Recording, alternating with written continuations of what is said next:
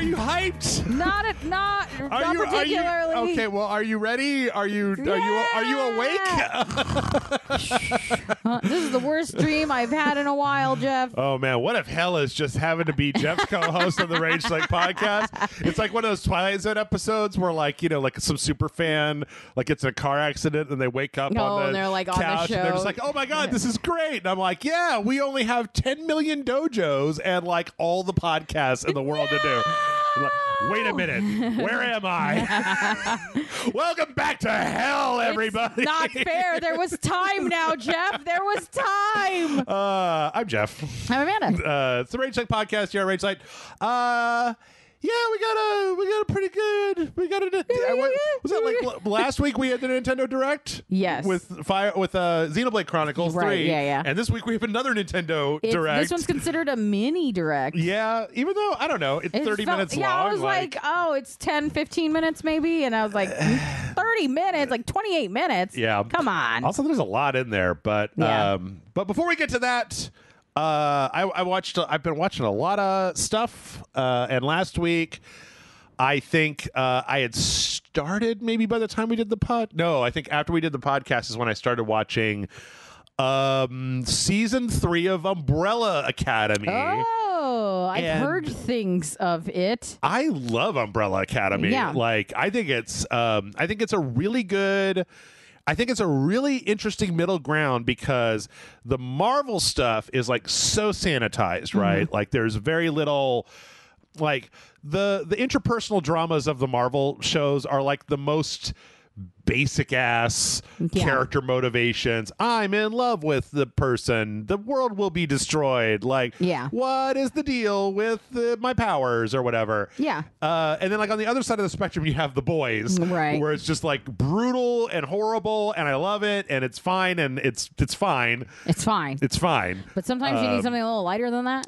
Well, the thing about Umbrella Academy is that it's violent but not grotesque, but the biggest thing about it is that what it actually is just like a telenovela, but with like superpowers, because it's a lot about like what the individual characters are feeling, what they feel about each other, how they feel about their fucked up past. And like, you know what it kind of reminds me of is, did you ever watch The Magicians? No. I kind of feel like it's like the superhero version of The Magicians, where The Magicians was like, what if the people that went to Hogwarts also had like drug problems and magic was fucked up because it would be fucked up? It wouldn't just be like, here's a frog candy. It would be like, I can see my parents in this mirror and they've been dead for years. What kind of fucking horror show is this place? And the other thing I like a lot about Umbrella Academy is that it's very different. So like, this isn't even spoilers. I'm just talking about the previous, like the first season took place like in the era that it came out in, where it was like 2019 or whatever. Yeah. And it's like all these heroes, and they've all split up, scattered to the four winds, and they have to come back home because their adopted father died. Passed away, right. And then it's kind of, we're getting into like what happened and like the secrets of the past and like how do we all feel about each other. At the end of that one, they get thrown back in time. And so the second season is all like in Dallas in like the month or two leading up to the JFK assassination. And it is very strange. And then at the end of that one, they come back and they're in the house, and then they're like, we finally made it home. And then like 7 other heroes come out and they're like, we're the Sparrow Academy. I don't know who the fuck you guys are. And so that's kind of this whole season of like, what are the implications? So I think it's like super creative. Like, you can never tell if something actually bad is going to happen to a person and like whether that's going to have consequences. There's more of a danger because it doesn't, no one feels safe. You're never like, I mean, like Obi-Wan finished up last week. And the problem with Obi-Wan is like, the last episode of Obi-Wan, there's a fight between Obi-Wan Kenobi and Darth Vader. I don't consider that to be like a spoiler or anything. It's just, it's the Obi-Wan show, right? Yeah. But like, neither Obi-Wan Kenobi nor Darth Vader can die in this fight because we know what happens later. I've seen Obi-Wan Kenobi and Darth Vader. I know where they die. Yeah. And it's many years later. So like, it kind of tamps down a little bit of the like, what, or like, let's say that you went to go see Iron Man 2. You could be reasonably assured that Tony Stark was not going to die at the end of Iron Man 2. Well, you know, Iron Man 2 is real weird. Maybe Captain America 2. Captain America Winter Soldier. You probably pretty sure Steve Rogers is walking away at the end of Winter Soldier. I mean, it doesn't help that you're also in the era where people go like, Chris Hemsworth has signed on for 7 more movies. And it's like, gee, I'm pretty sure he's going to live. Yeah. And I don't keep up with the Netflix stuff. And so, like, you know, this comes up and it's just like, hey, man, here's 10 episodes and I don't know what the fuck is going to happen. Yeah. And so it was really nice to watch. It just made for a really good break. And I wish, I've been saying for a little while now that, like, I get the feeling that we might be pendulum swinging from like the super sanitized Marvel stuff towards the boys and the DC and some of the meaner, darker superhero stuff. Yeah. Where I feel like there's a midpoint there that would be better to explore, where we have more just like interesting philosophical dilemmas about what it's like to be a superhero, and not just like, what if Superman was a psychopath sex predator, or what if Chris Hemsworth was immortal and could never die regardless of what happens. So if you have Netflix, I recommend it. Check it out.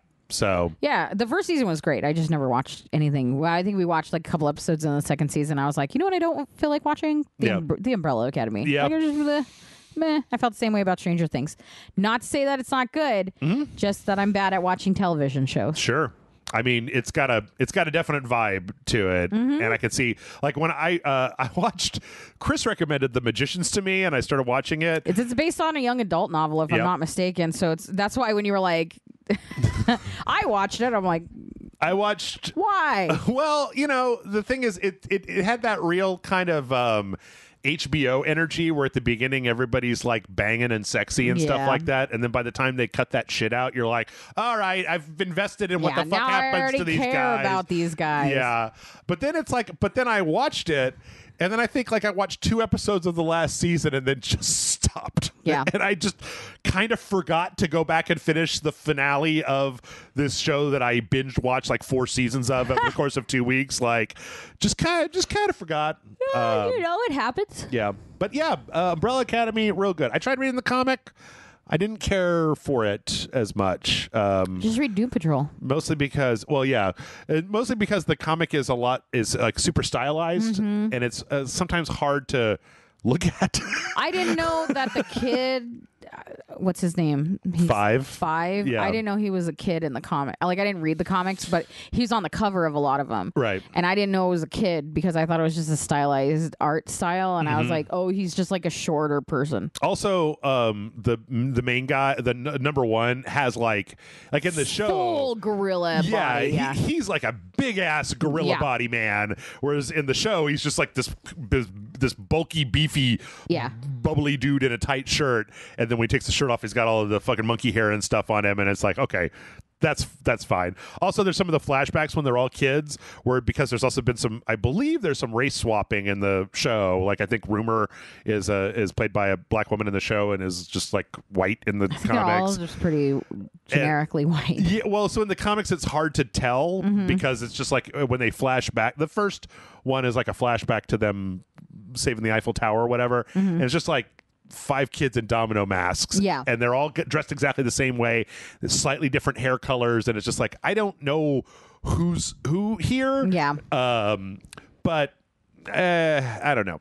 But apparently the Gerard Way and the writers of them, it's like the 3rd season of the show is the last arc in the comics, and that they literally told them, like, they gave them the whole plot outline of where they want to go next, so they could essentially film a whole nother season without having to wait for the comics to come out. Which is a good way to do it. It is. I've seen too many animes just like get to the end of the manga run and then just be like, I don't know, maybe we'll just go over in this direction for a little while and fuck up the whole ending.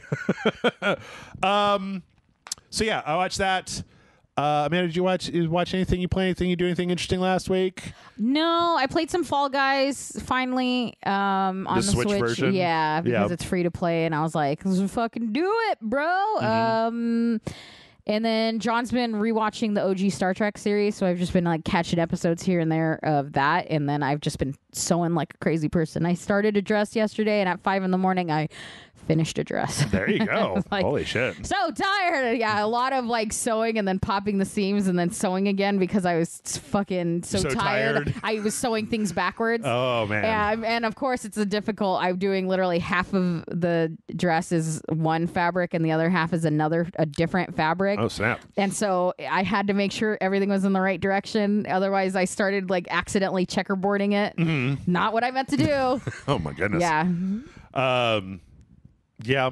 Oh, I also watched Men. That finally came out on the A24 like horror movie. Calling that a horror movie is a little. I think I can understand why there's a very kind of.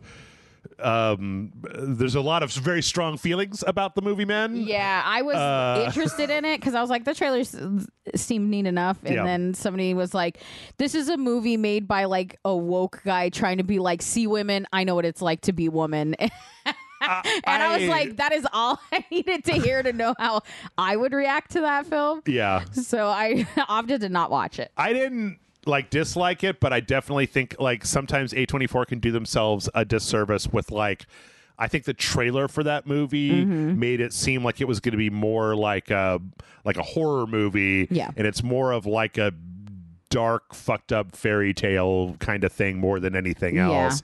Yeah. I can definitely see why people wouldn't like it. Like, I 100% see why people wouldn't like it. It's also very slow and it's a lot more. It's just a lot more on the nose than either Ex Machina or Annihilation was. We're kind of had some vagueness to them, whereas this one is a metaphor that you would have to be a real dum not to get hit right in the face with it. But anyway, less said about that, the better, probably. Yeah, go watch Annihilation. Yeah, if it gets brought up, Annihilation was fantastic. Read the books. I like Ex Machina quite a bit. I still haven't seen it. Yeah, can't recommend it. Yeah. If you decide that you want to watch Spiderhead, don't do that. Watch Ex Machina instead. You trade your Chris Hemsworth for an Oscar Isaacs. Done. That's a upgrade, baby. Have yourself a better time. Trading your Thor for your Moon Knights, and I would do it every time. You're gonna have a better time. The only reason I even kind of want to watch the Thor movie is because the Greek gods are in it, which means the Love and Thunder. Yeah. Russell Crowe plays Zeus. Right. Which means there is a chance I'm getting Hercules. And Marvel's Hercules is my absolute favorite fucking himbo ever. Okay. He's so stupid and jovial, and I love it. Yeah. It's weird. I'm gonna be really interested to see what happens with that one, because I really like Ragnarok, but like I'm not getting similar vibes off of the trailers. I don't know what vibes I'm getting off of those trailers. They all feel like they were shit filmed specifically for the trailer. Right. Like nothing feels like it's movie. Right. Like the trailer for Thor Ragnarok had like some like drama and weight to it, whereas this is just like seems like it's kind of one big Marvel joke. There was only one clip that I thought looked funny that made me laugh. Everything in the trailer I'm like, yeah, like same vibe, whatever. Sure. But Jane Foster as Thor is standing in like a line somewhere, and she's just like playing with the Mjolnir, and Thor is watching her. Like Chris Hemsworth, Thor is watching her, and he's trying to get Mjolnir, and he's like, "Come on, come on!" And then Stormbreaker comes around the corner to him, and he's like, "Oh, there you are! I was trying to bring you here." Not you! Get out of here! Not even. He was trying to like he was staring at a girl, and his girlfriend just walked in, and he's just like, "Oh, the most beautiful." Obviously, I want to put big googly eyes on Stormbreaker. It looked like it needed it. For real. Well, speaking of wacky shit, we did, as mentioned before, get a Nintendo Direct Mini Partner Showcase. Yeah. I feel like, I don't know. I always say that this is going to go fast, but like a lot of this is just like, here are things that are on the Nintendo Switch. Yeah. So like, there's not a lot of like explaining what the thing is. It's just, they had previously announced that Portal 1 and 2 were coming to Nintendo Switch, and they were like, here it is again, it's out today. Yeah. And actually, it's funny, Matt and I played that for a Patreon video. We played original Portal on the Switch, and of all the games that I've played recently, that Portal runs so good. Good, I mean, because I'm gonna get it. I know it's a really old game, right? So, and it's very much heavy art on the art style, not as much on like individual super details, right? But like it's so cool to see a game on the Switch that runs at like 60 frames per second, which or at least over 30, like closer to the current next gen stuff, right? Which I feel like most of the stuff on the Switch is a little struggly these days. Anyway, this started out with a trailer for Monster Hunter Rise Sunbreak, which I honestly feel like is quit fucking showing me this game. Like, yeah. I already bought it, and by the time, I mean, this is kind of like the launch trailer almost, because they've had Nintendo Directs devoted to this, they've had showcases devoted to this, they've had trailers and explainers. And if you don't already know whether you want Sunbreak, I'm afraid that I don't think this one trailer is yeah, gonna it's not going to convince you because it's more of the same. So. Yeah, it's monsters, and you're hunting them. And you're monsters. And you're a monster hunter. And you're a monster hunter. I already bought it. I played like 60 hours of Monster Hunter to get to the point where we can do dojos on this. They'll be coming out tomorrow and on Tuesday probably. Nice. But yeah, this is just some more Monster Hunter. All the current early reviews, I think, for this have been very good. And it seems like... I mean, it looks really good. If I played Monster Hunter, I could see the appeal. Yeah. But I don't. Yeah. So I won't. They're adding a whole lot. They're adding a whole lot to it, and it seems like a really good value proposition, which is good because I think it's like $40 if you buy it, if you already own the $60 version of Monster Hunter. Yeah. Like it's not cheap, but Capcom also knows what they've got. Monster Hunter fans will pay for Monster That's Hunter. very true, yeah. So, yep.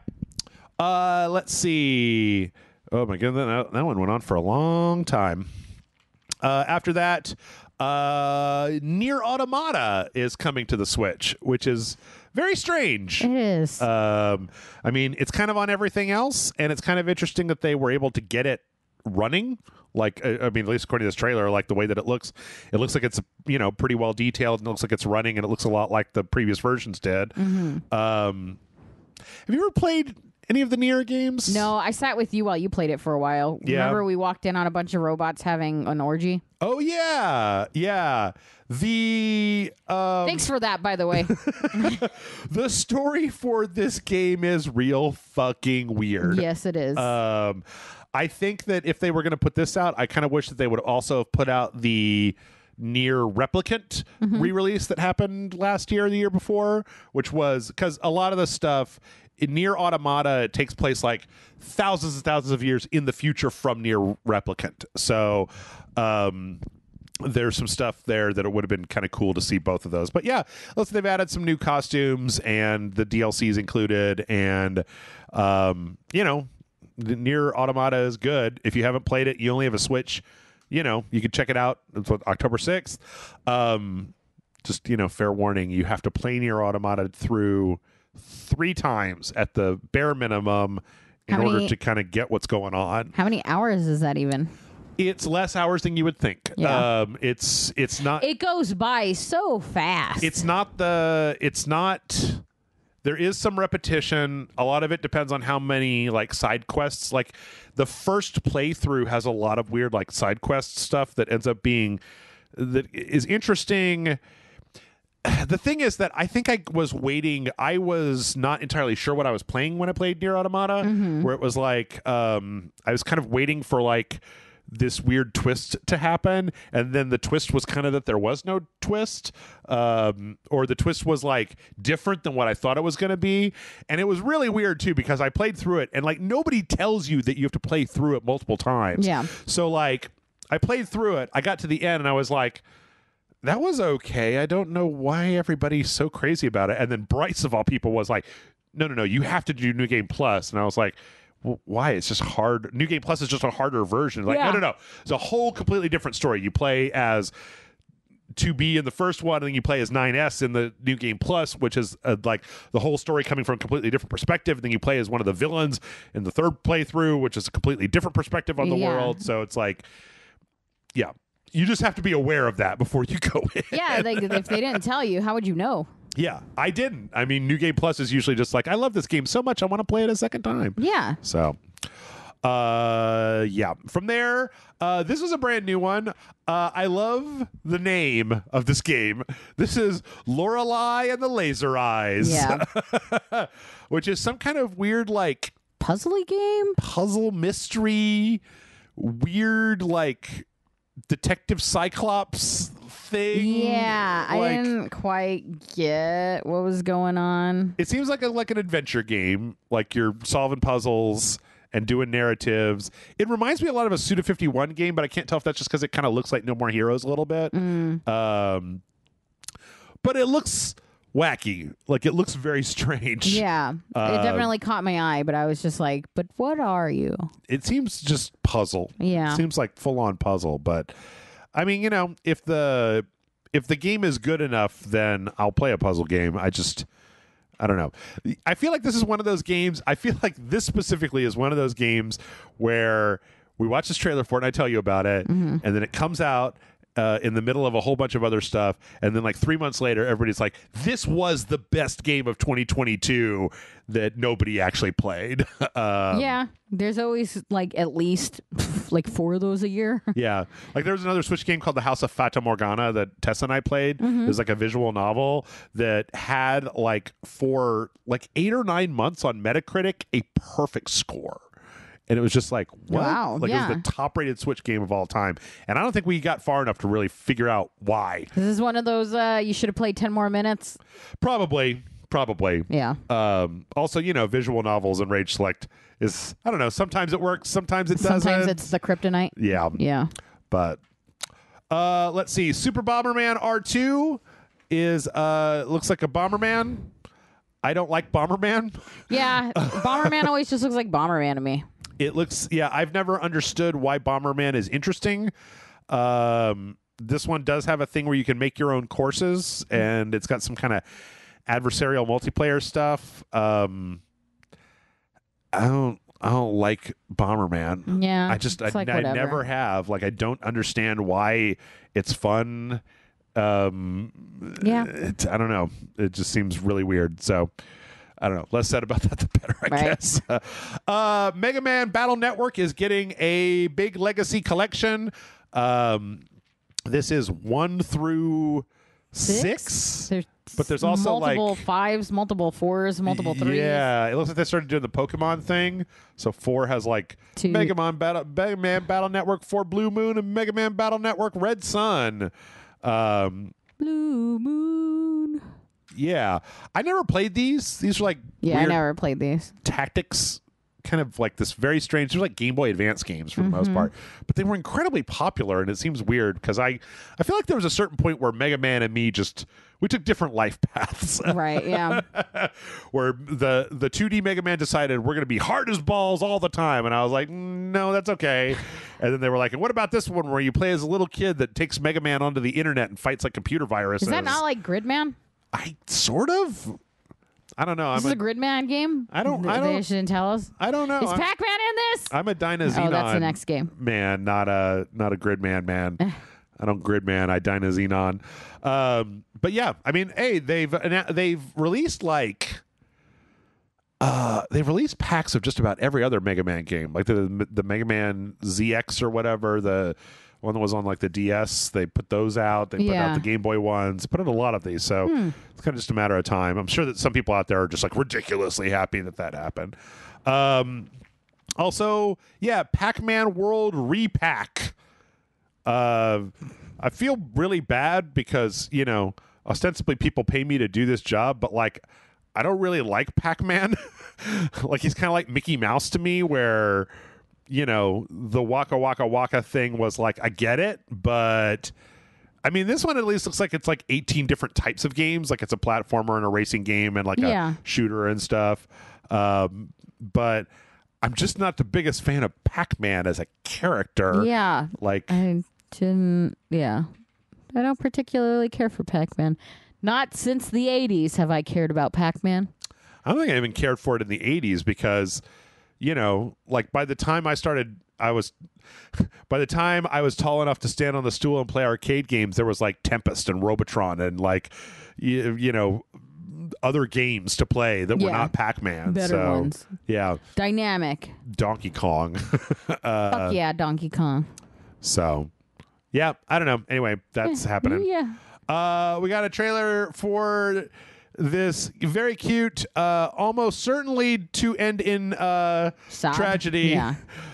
Game called Blanc, which is about a baby wolf and a baby deer, and they're in a monochromatic world. Oh no, I'm gonna watch that deer die, aren't I? They're working together to solve puzzles, or you're gonna watch the wolf die, or some combination where they both die, or somebody's gonna die. We're all dead. I mean, maybe this is just a happy Bambi style movie, except the part where the sad things happen in Bambi. Yeah, but when you say Bambi style, like you're directly referencing this thing that's traumatized a lot of children over the You're years. right. You know what? You're right. That's on me. I mean, this looks like a kind of like, I like the kind of monochromatic, kind of shaded pencil look, like charcoal. Yeah, look it's beautiful. It's very cool. And the character animations are all like really expressive, and they look like little buddies, babies.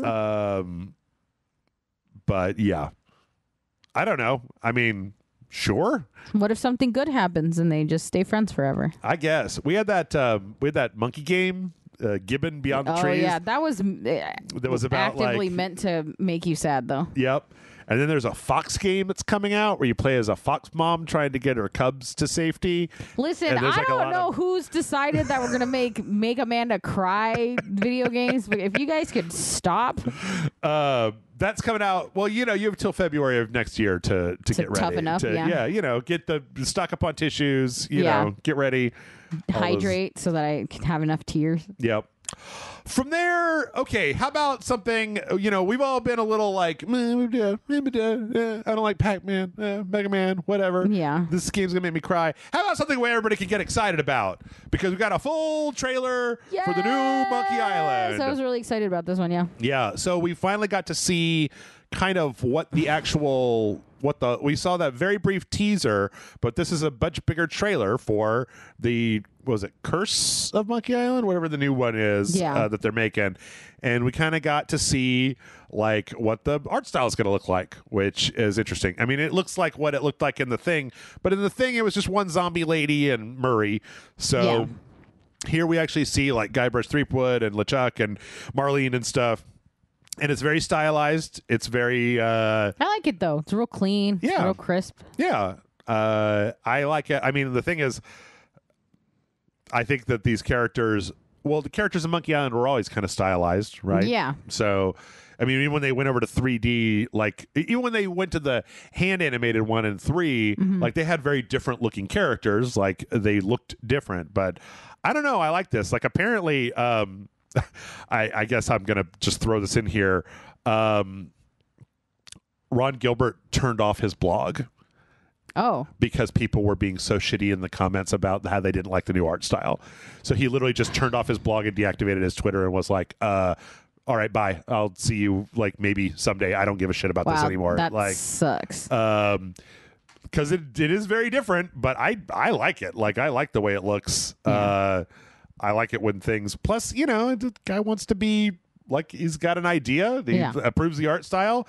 Like, I trust Ron Gilbert. Like, what Ron Gilbert wants to do, Ron Gilbert's allowed to do. Yeah, I'm pretty willing to accept Ron Gilbert and all of his decisions. And I don't think this looks bad. And it's weird that people think, like, that they want to harass Ron Gilbert off the internet for it. Yeah. It's just, You guys ruin everything. Yeah. Who fucking cares if it looks different than the originals? The originals came out 4,000 years ago. That was, I think, the guy that plays Guybrush Threepwood's, like, the voice actor for him. Yeah. Damiano something or whatever, was like, he posted that. He posted just kind of like the last thing that happened. It was like, you guys suck. And everybody was just like, yeah, we do. No, I didn't see anybody arguing in favor of like, no, we should be able to be really shitty to Ron Gilbert because we don't like the art style. Plus, I don't care. I don't care. It could be stick people that had good writing, and I would fucking love it. Yeah, as long as it has good writing, I'll fucking enjoy it. Yep. And I like the writing that Ron Gilbert has done. He did the cave, right? Yeah, I love the cave. So good. So yeah, I'm all about it. Wait, what was going on in that weird council? Yeah. Fish of the day. Oh, it's like mermaid tail. What the hell is that? It's worms. Is it? Like it looks like it's just like it looks like big worms. It does. They have a little tail on them. I don't know. There's a lot of funky stuff going on here. I love it. I like the way it looks a lot. I really can't wait to play this. I mean, if it's got Guybrush Threepwood and Marlene and Murray the Talking Skull, I'm in. Looks great. Big fan. They didn't give out a release date, but that's coming out sometime this year.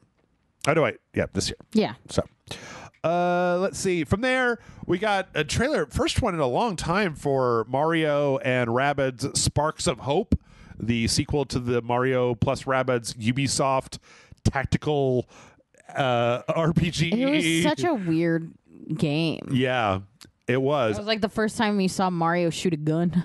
Yeah, it's really weird when Mario whips out a piece and starts shooting at Rabbids. He's like, does Mario have to gank a motherfucker? They did show a little bit of this. I don't know if you saw this, where I like the idea where you have an unlimited amount of movement, like within a circle, instead of having kind of like the action points where you can only go a certain amount. Yeah. You can kind of unlimited It's a good progression to change that, I think.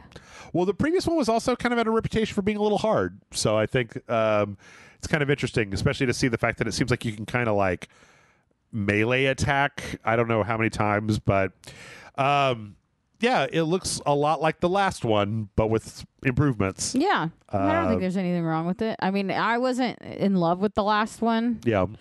I probably won't even play this one. Are you a Rabbids fan? No. Are you a Rabbids hater?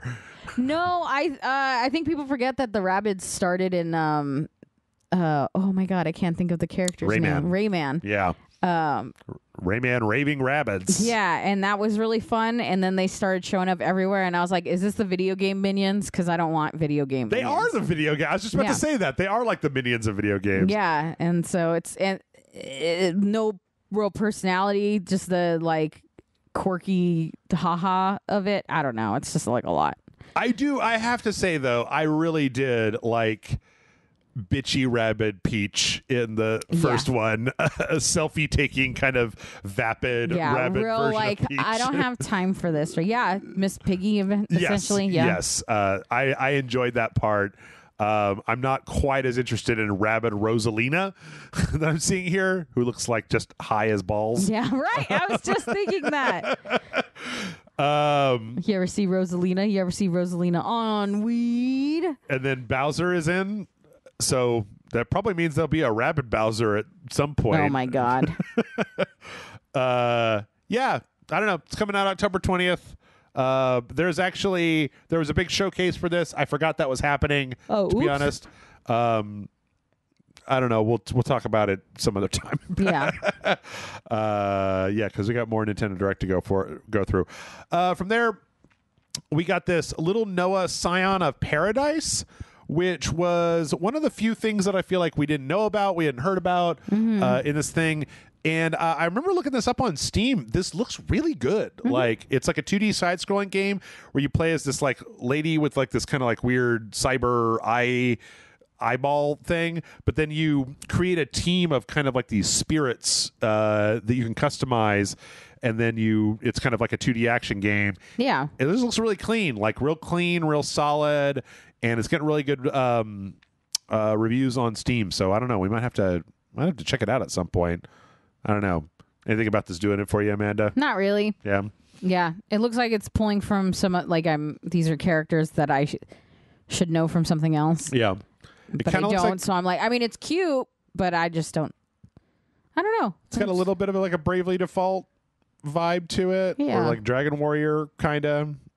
That's an awful lot like a Bravely Default character. It might just because they have little tiny feet. Yeah, they have little triangle feet. Yeah. Yeah. I mean, it's cute, but it's just not doing anything. Oddly enough, I thought it would pull me in when I started watching it, and it just didn't. I was just like, meh. It's a very generic trailer. I think there might be better trailers that explain a little more, that aren't just like, they don't have to fit in this montage of a Nintendo Direct. Railgrade is one of those weird building railroads games. Yeah. Now this one I'm excited for. Woohoo! I mean, woo woo. Oh God. No, I'm just kidding. I don't give a shit about trains. Yeah, I don't really give a shit about trains either. I'm a little curious because this kind of reminds me of like the that mini motorways game where it's like it's not just like making a train go from like Chicago to like Rhode Island or something. Yeah, like, it's about connecting and like a lot, like dense, like super dense. Yeah. A bunch of trains all running at the same time. Very weird. But generally speaking, I'm not. I feel like I know people that would spend so much time playing these. People that are into like SimCity, like management type of stuff.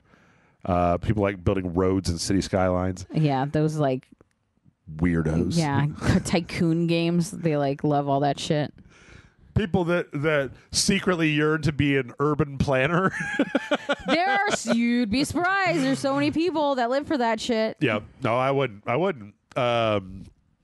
Let's see. From there, we got RPG Time, The Legend of Right. This is something that I've seen before, but I can't wait to play this game. I think it looks wonderful. Yeah.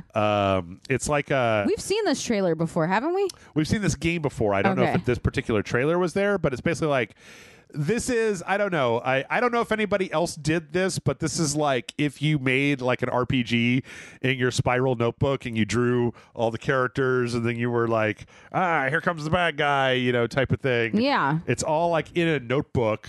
And I love the kind of squiggle vision on all the pencil stuff. Yeah. The fact that you can use like an eraser and there's like little mini games and stuff. Yeah, I think the whole thing's really cute. Yeah, it looks great. It reminds me of why I started drawing, which was when I was a kid and I was bored, and then like you're in school and you've got a lot of papers and pencils, and then you can be writing, you can be using a pencil on a piece of paper, and the teacher will not stop you from doing that, and so you can use it to draw little guys like shooting at each other and doing like actions. Hell yeah, so, yeah. And this is what this video game is. That's pretty much it. So. Let's see. From there, we saw. Oh God, I didn't even see this was on here. Sonic Frontiers is coming to the Switch. It appears that is that the same exact video? No, slightly different, but it's the same area. Yeah. I don't know if the entire game looks like this big empty area, but it still looks fucking terrible. Yeah, it doesn't look good at all. Yeah, I don't know what Sega's doing. I have no idea what they're doing. So does Sega know what Sega's doing? Generally speaking, the answer to that question is 50% of the time yes, and 50% of the time absolutely not. That's horrifying. But whether they know what they're doing with Sonic is like 75% of the time no. But yeah, that new Sonic game. I mean, there's some other stuff here that looks slightly different than that, right? Like there's these weird challenge areas with all the pipes and everything, and there's kind of some more areas that look a little bit more Sonic-y. Like, it's possible that we're just seeing this area that is supposed to be like the desolate opening of the game. Yeah. And then suddenly, like, you have to put the world back right again. But why wouldn't that be told to you in some sort of fashion? If I'm giving this team the biggest benefit of the doubt, it's that wouldn't it be interesting if this game looked like garbage and then you were a big Sonic fan and so you just bought it thinking it was going to be garbage and then suddenly like an hour in it got really, really, really good. But that's too much of a yeah, that's real positive thinking of you. Well, it's also just too big of a swing for a studio to take in the year 2022 where it's like, no, you need to show the good parts to get people to buy it. Yeah. Because you show this trailer to people will be like, that game doesn't look good. It looks like a bad game. I don't want to play a bad game. Yeah. I want to play a good game. So I don't know. We'll find out before the year is out. Who knows? We saw a trailer for Disney Dreamlight Valley. Mm-hmm. I think I talked about this. Did we talk about this last week? Week before? There was a standalone trailer for this where it's like kind of interesting in this weird, like dark, like the world's been blown up and then you got to put it back together again. Yeah, I feel like the only people that really want this are Disney adults.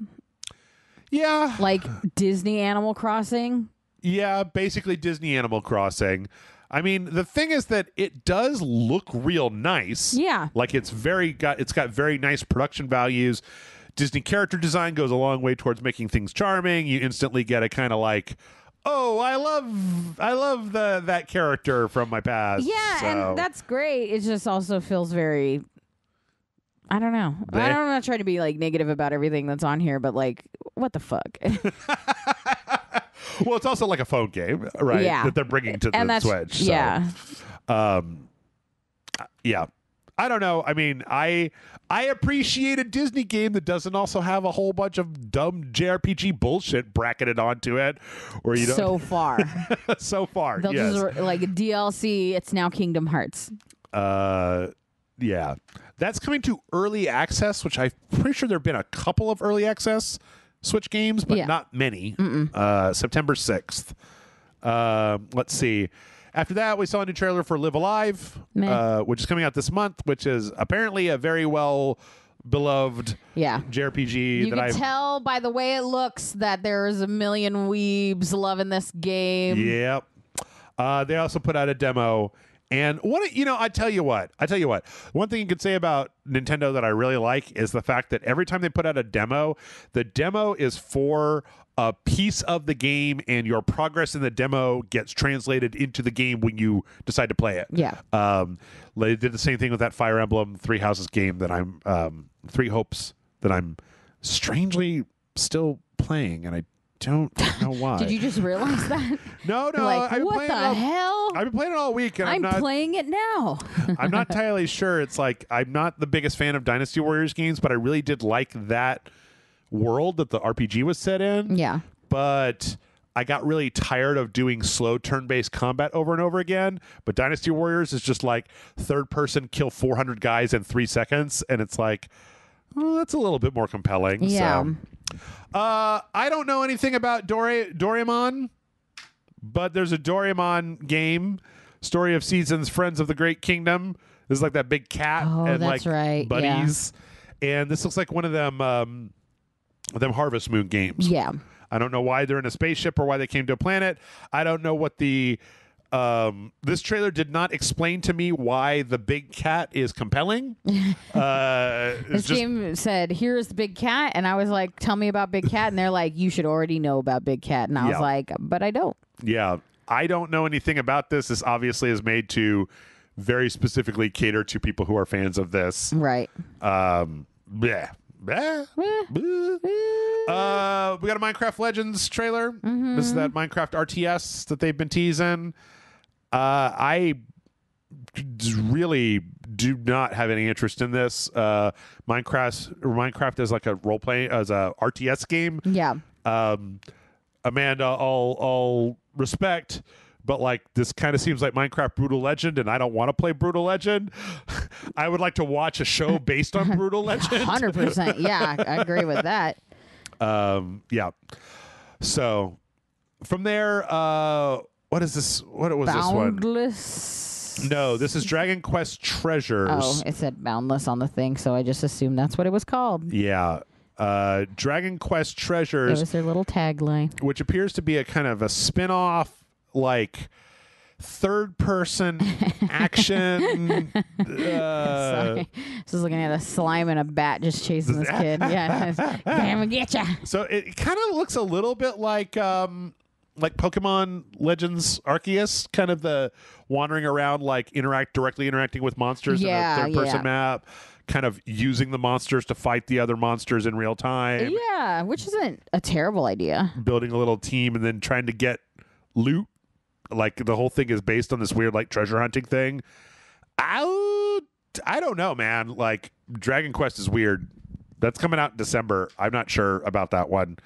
I haven't been able to get into any of the other Dragon Quest stuff, so all right. Who knows? Yeah. There was a little montage where they showed the Plague Tale and Fire Emblem and No Man's Sky and stuff, and Captain Velvet Meteor: The Jump Plus Dimensions.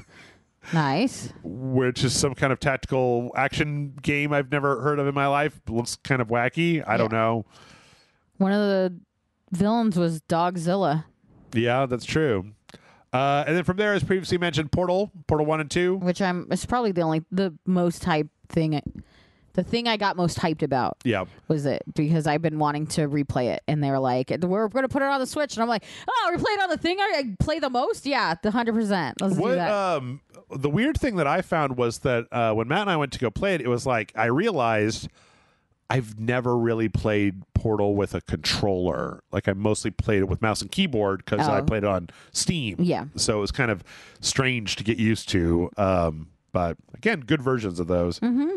Let's see. Yeah, then we had Stella, which is a Square Enix, like another one of these farming games. Which seemed to be its own like genre. That like cozy gameplay is really very popular right now. Yeah, but then the other part of this is that it's like there's well, first off, there's some like JRPG monster fighting like third person action stuff. Yeah. About getting like the ingredients to make your veggie muffin. I don't gross. That sounds not great. Yeah. But then also there's like another season that's like the death season that comes that you're trying to push back or something. I don't know, man. Like, I'm not a big fan of these particular types of games, of the let's farm and be gentle and have a good time games. Yeah. I do kind of like the destruction horrible part. But I don't know. Man. I don't know.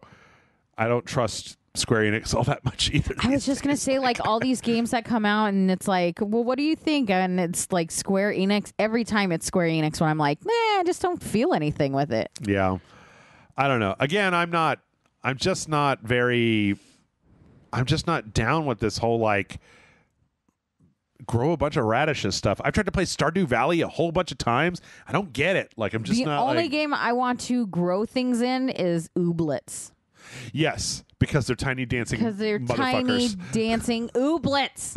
That's coming in November. I don't know. Maybe it'll be good. Maybe I'm a big crabbo. Maybe it'll be great. Who knows? Show me more. And then we finally wrapped it up with the announcement. This has just been everything recently, that the Persona 5, Persona 4, Persona 3 are all also coming to the Switch as well. Yeah. So we got the announcement on the Xbox show 3 weeks ago. Yeah, at this I was point. say, I thought we already heard that. And then last week we got the announcement they were coming to the PC and the PlayStation. Mm-hmm. And then this week we got the announcement they're coming to Switch as well. That certainly sounds like they took one news piece and broke it into a bunch of tiny news pieces. Yeah. I mean, again, I think the Switch works really well for taking old games that you would like to replay and putting them on there, as opposed to trying to like shoehorn a brand new AAA game directly into it. So yeah, and that was it. That was the showcase. I don't know. Monkey Island, probably the most exciting thing that I saw in there. Yeah, I agree with that. There's never a bad reason to play Portal. It takes like 3 hours or 2 hours. Yeah, I mean, as far as like what look like good games, it would probably be Portal. That Rabbids one. I wouldn't want to play it, but it looked like the most enticing. RPG Time looked good. Little Noah was interesting to me. Yeah, you like the Lorelei and the laser eyes. Lorelei and the laser eyes. Yeah. Oh, and the Blanc. Yeah, and Blanc. Yeah, Blanc might be one that I spend a little time playing because it just looked right up my alley. But once it starts getting sad, I'm deleting it off my Switch. I'm just going to throw my Switch out the window. And just throw it. Yeah. I can't stand any more sadness, Nintendo. I don't care how artful it is. What year do you live in that you think it's okay to do this to me? Okay, we also have a whole bunch of other news. From there, let's move on to controversy. That's my favorite thing. So we got all the Persona announcements. Uh-huh. We also found out last week that this is such a weird story. Okay, so there was a group that kickstarted or crowdfunded this Persona 5 fanzine that was called blah, blah, blah, blah, blah. What the heck was it called? Showtime. And this was this is a fanzine. I wish I hadn't closed my window that had the here, let me see if I can find it without just getting this this news story. So anyway, this was a thing. I didn't know that such a thing existed, Amanda, but this is based on. So Joker is the main character in Persona 5, right? And then this other character called Crow, that is a nemesis apparently. And apparently this whole thing was like fan art in this fanzine that was kind of slashy about the two of them. It was all dedicated to people that think the two of them are real cute and stuff. Yeah. And they had gotten a whole bunch. It's got 120 pages. It looked like it looked pretty nice. Like I saw some pictures of it and it looked like it was pretty nice. And so the interesting thing was that this week we got the news that apparently one of the mods for this took like $20,000 worth of the funding that was donated and just took the money and ran, or no, they didn't run. They just like wasted it on Genshin Impact and delivery food and like bills and shit. And so now like half their orders, they don't have the money for postage. Like they literally have things printed and they just can't ship them out. Wow. So in some ways, like, this is really interesting to me. I've never run into anything like this before because since this is a fan thing, it's like they've done a really good job of getting like very professional artists to do stuff. Yeah. But on the other hand, this is kind of like crowdfunding a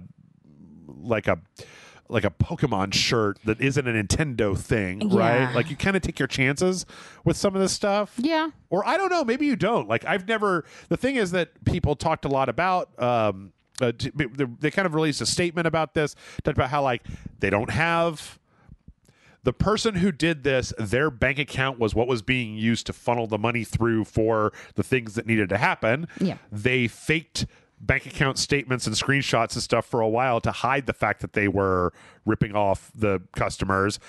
Nobody has any like legal recourse because there were no contracts signed. This was a, punk rock DIY, we're making a thing.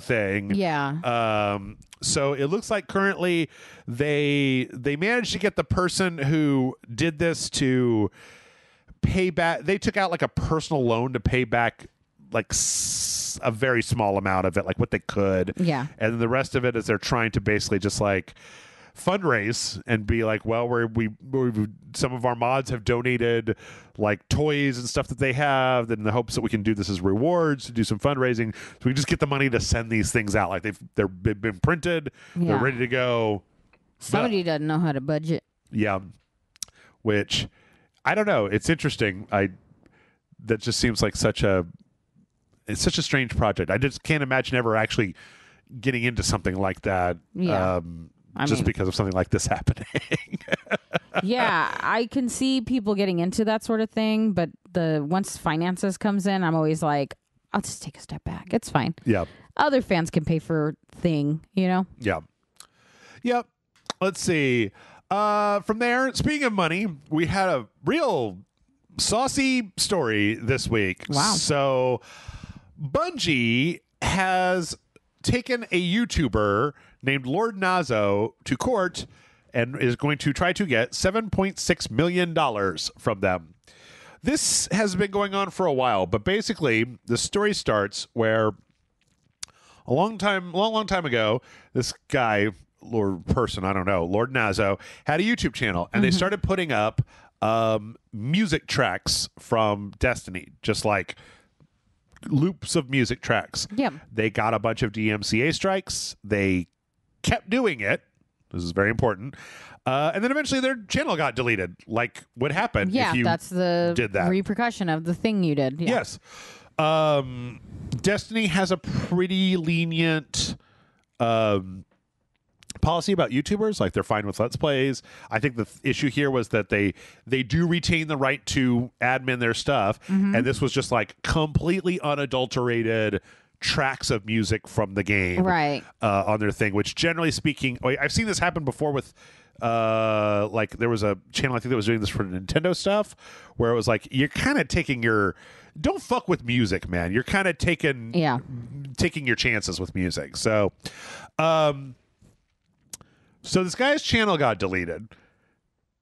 Fast forward a little bit, and suddenly most Destiny or a lot of Destiny YouTubers start getting like huge copyright flags coming in from this management company that is the content management company for Bungie. So that happens. Bungie comes out and they're like, we didn't do this. This isn't us.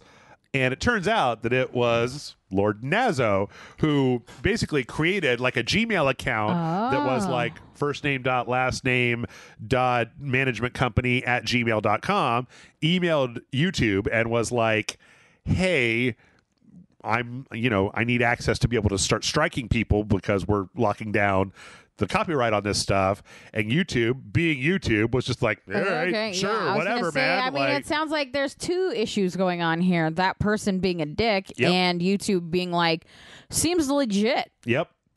All throughout this happening, this person was on Discords and subreddits being like, oh man, that sucks that that's happening to you guys.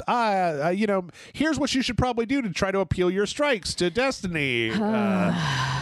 So yeah, there are two things here. One is that it's fascinating that apparently Bungie, the company, had to do, it took them months to get somebody at YouTube to talk to them to unravel this. I've watched what Philip DeFranco was talking about this, and he was just like, apparently companies have to do the same thing that other YouTubers have to do, where it's like you have to go on Twitter and be a dick at the YouTube team on Twitter in order to get anybody to do anything.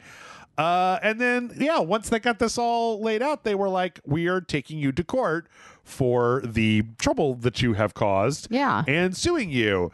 And apparently this guy had like a little manifesto that he was sending out, and I feel like I've seen this before, where it's just like, the YouTube copyright system is broken, and I'm making a point by demonstrating that by abusing the copyright system. And it's like, no, you're not. Like, this has happened several times before.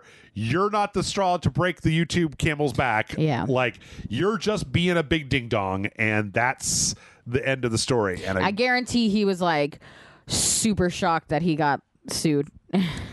Yeah. Well, like, what? I thought I was teaching them a lesson. Now I have to deal with the repercussions of my actions. This shit happens every time somebody decides to go all fucking like, I'm going to teach everyone a lesson by like abusing a company that has a room full of lawyers that are just foaming at the mouth waiting for you to make that kind of mistake. Right. And like, you're not gonna YouTube is, I mean, come on, guys. Like, if you've been on YouTube over the last 5 years, YouTube is well aware of the problems. They do not care. Yeah, they don't care. They're making enough money. They're making money. They don't care about fixing the system. And then, let's be honest, there's another part of it that is YouTube's copyright system is easy to exploit, but a lot of that is because the United States copyright system is unfair and bullshit. Yep. And they don't want to, every time that somebody like copyright strikes your video for music, do you want them to have to do you expect YouTube to look through your video and get everybody in a conference room and decide what is this fair use? Yeah, the one video that got 5 views and 4 of them are your mom. No, nobody's gonna look at it. Do we want to allow this to go public and then have Warner Brothers lawyers come after us? Yeah, as opposed to the person who uploaded this to the site that gets like how many hours uploaded a second? Like, so yeah, it's broken all the way down, but Robin Hood, like, you're not making the point you think you're. You're not getting any great justice over there. So yeah. But on the other hand, if you're a Destiny streamer, you're probably easier day today. All right, I tell you what, we're almost out of time. But let us end with an even bigger cash ripoff bullshit internet thing. Yeah. So, okay, a few weeks back, Diablo Immortal came out. And we got a bunch of people who did the thing that they like to do a lot of times, which is immediately investigate how much does this microtransaction mess cost to buy a top-level character? Yeah. Well, first they say, let's do the math and find out how long would it take if you don't put money in, which was like 10 or 15 years. And then, like, if you do put money in, and that's 10 or 15 years, like, straight. Yeah, like you just don't stop. And you keep like playing. if you were playing all day, every day for 10 to 15 years. Yeah. And if you don't put money in, or if you do put money in, how much money would it cost? And they had a figure of about $110,000 to max level one character. And it turns out that that number was incorrect, because that is to max level one of the 5 gems that you need to max level a character. So revised X5 is $500,000, $540,000. That's fucking crazy. If you're lucky. That's if you manage to, like, get what you want pretty on a pretty decent scale. If you are unlucky and the RNG gods, because that's the thing, is that, like, technically speaking, if you have a 1 out of 100 chance to do a thing, nobody understands statistics, right? Mm-hmm. If you have a 1 out of 100 chance to do things, and you do the thing 100 times, you're not guaranteed to get one, because every time it's a 1 out of 100 chance. It's not cumulative. God. It's not like the gods of probability say, well, he did it 100 times, so give him one. Yeah. Right? It's possible that you might end up spending something more like $1 million if you have bad fucking luck. If you have bad luck, don't play these kinds of games. You're just gonna really set yourself up for failure there. Yeah. Don't. Also, in general, don't play this game. It's just it's too much. Yeah. Like, I've said this before, and we are unfortunately not done with Activision Blizzard this week, because they won't fucking stop, right? They never will. But, like, if you were Activision Blizzard, it seems like if you wanted, like, you should seriously consider 3 years with no controversy. Mm-hmm. Like, Overwatch 2, no transactions. Like, we're just going to put out a $30 game and then you can buy it, right? Yeah. Diablo Immortal, we're gonna take all the levers and crank them all the way down so that it's really easy. You want to max level a character, you can do it for $25 on a weekend. Yeah. And then, like, as the public goodwill builds back up, then we can start turning the knob back towards scummier and scummier, right? But, like, it's just there's barely a week where I can get through the week without bringing these motherfuckers up. It's just like, stop. Yeah. Stop, for God's sake, stop. So, there's a Reddit post by Shift Your Carcass that you can check out that goes over the whole thing in detail. But what a pile of garbage. And surely they know that they're not going to have many people that do this, but somebody might. Ted Cruz might. Oh my God. Go back to last week. No, yeah.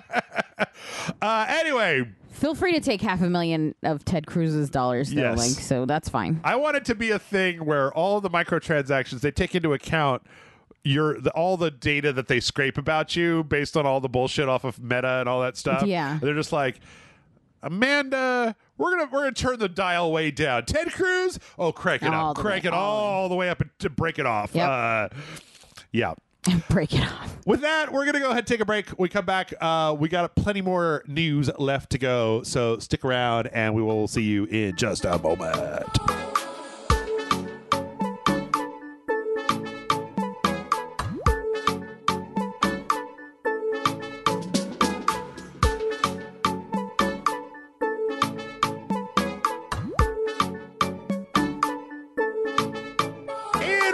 Here we are. We took a very long break. Sorry. You made me tea. I had to drink the tea. You had to drink the tea. How was your cinnamon toast crunch? It was delicious. I chugged it. It was like super caffeinated, super cinnamon. Yeah, you were like tea. You need more energy. And then I drank all the tea, and then I was like, it's just politics. Let's talk about politics for a while. So, did his job, I guess. Unfortunately, we don't have any reasons to talk about politics on this particular show. But Oh, no. Oh, no. I feel like someday, I feel like you and I should go, that we should go start a politics podcast and not tell anyone. And not tell anybody from RageSelect where it is. Yeah. Just put it like on a network somewhere. And it's going to be called something like The Margarine Hour. And then like people, and we'll use aliases and everything. Yeah. And never say our names. And the people somebody will be like, I think I found Jeff and Amanda's politics podcast. Oh my God. Maybe we did start that podcast. Yeah, maybe it's been going on for years now. Who would know? I wouldn't. Would you? I wouldn't. I wouldn't. It is like Fight Club where I go to sleep and then I wake up and do a politics podcast. Hell yeah. Anyway, enough about politics. We're talking about video games. So nothing controversial there. Nothing controversial there. We got the news this week that apparently 343 is talking about putting microtransactions into Halo the Master Chief Collection, which, as you may know, is the re-release of all the old Halo games. Then what would you be microtransactioning? So, as I understand it, their rationale here is that they added some stuff in for the multiplayer of the Master Chief Collection before Halo Infinite came out, and that as you played the game, you would get these points, and you could spend the points on cosmetics. Halo, of course, doesn't have like any pay-to-win stuff, and so the idea is like, well, at this point, it's been out for many years. There's been many seasons. If people want to jump in and like get the armor they want, they could just pay for it with money as opposed to having to build up the points to get it. Yeah, kind of like, you know, when Overwatch would have seasonal stuff and then it would become unseasonable. And let's say, you know, it was July and you wanted Santa Torbjorn and they were just like, give us $1 and we'll give you Santa Torbjorn. You don't have to wait for the season to come around. I don't know if it's exactly like that, but it's kind of what this it sounds like a little similar. Yeah. The community is not super happy about this because I think this is... I honestly feel like this is a little bit of a knee-jerk reaction because 343 has been very good with taking community feedback into consideration with Halo Infinite and with the various stuff. They haven't been huge scumbags with any of these things. So I think that this is kind of one of those just like, I don't think there should be a thing. I do get the anger of putting microtransactions into the re-release of an old game. Yeah. Because that happened with Call of Duty, the Modern Warfare re-release. But I mean, it's not going to affect the single player, and it's only going to be cosmetic in the multiplayer. This is kind of the best case scenario. Yeah, that's I don't hate microtransactions if it's cosmetic. I don't like love it. Yeah, but it doesn't like kill me. Like I've never felt the need to buy a gun skin in my entire video game career, but I'm sure that the companies that do that make money for people that want to have a... Although, no joke, I mean, when Saints Row came out and they were showing all their like stupid skins and stuff, had they had microtransactions around that time, I probably would have, just because it was so stupid. Yeah, it was real dumb. And I love throwing money at stupid things. You should see my tattoos.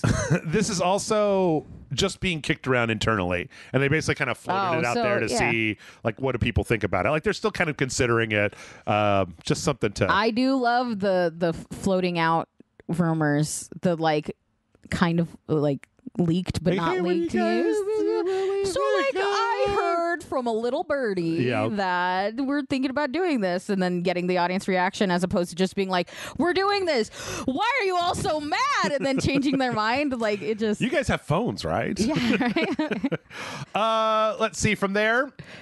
This is an interesting story. So we had this online. Do you know what Valorant is? It sounds really familiar. It's basically kind of like the Counter-Strike version of Overwatch made by the people that made League of Legends. Yeah, I do. I remember some of the art from it, I think. Yeah, very good art, and totally uninterested in playing it. Yeah, exactly. I think this is really interesting. I'd be really interested to know what people think. But Riot Games had a real bad toxic workplace problem that they've gone long ways to cleaning up. I think you and I talked about one of their things where they let people buy out of their contracts with this big like, severance package and stuff. Yeah. So one of the things that they want to do is they're using Valorant to start a new system where AI basically listens to all of the voice comms, and they're going to start by training it, and then eventually they want to implement it in Valorant as well as League of Legends across the board to basically say, like if you're in the middle of calling somebody a racial slur, then the AI will just be like, you're turned off. Like we turned off your voice comms, your band, type of thing.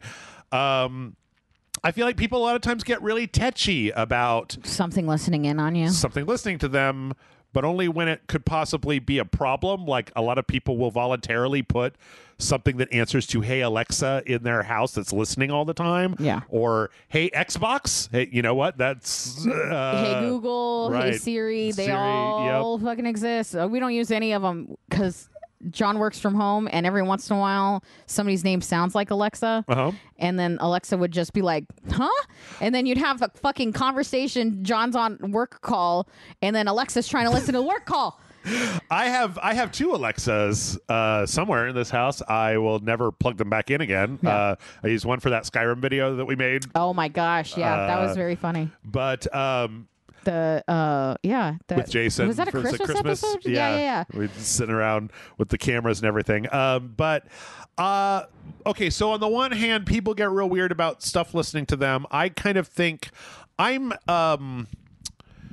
try to put this stuff in perspective, like the fact that the Google Maps app on your phone keeps a record of all of your map entries, like from where to where. Wow, you have to turn that off. Yeah, like it's on by default and it never tells you. That's embarrassing. That Maps knows how often I have to figure out how to get to work, even though I've gone to work a million times. I'm more like Meta and the way that they deal with data privacy, or the way that ads follow you around the internet. Yeah, I find that stuff much more intrusive, mostly because the end result of this is not necessarily to collect your data to try to sell you like widgets.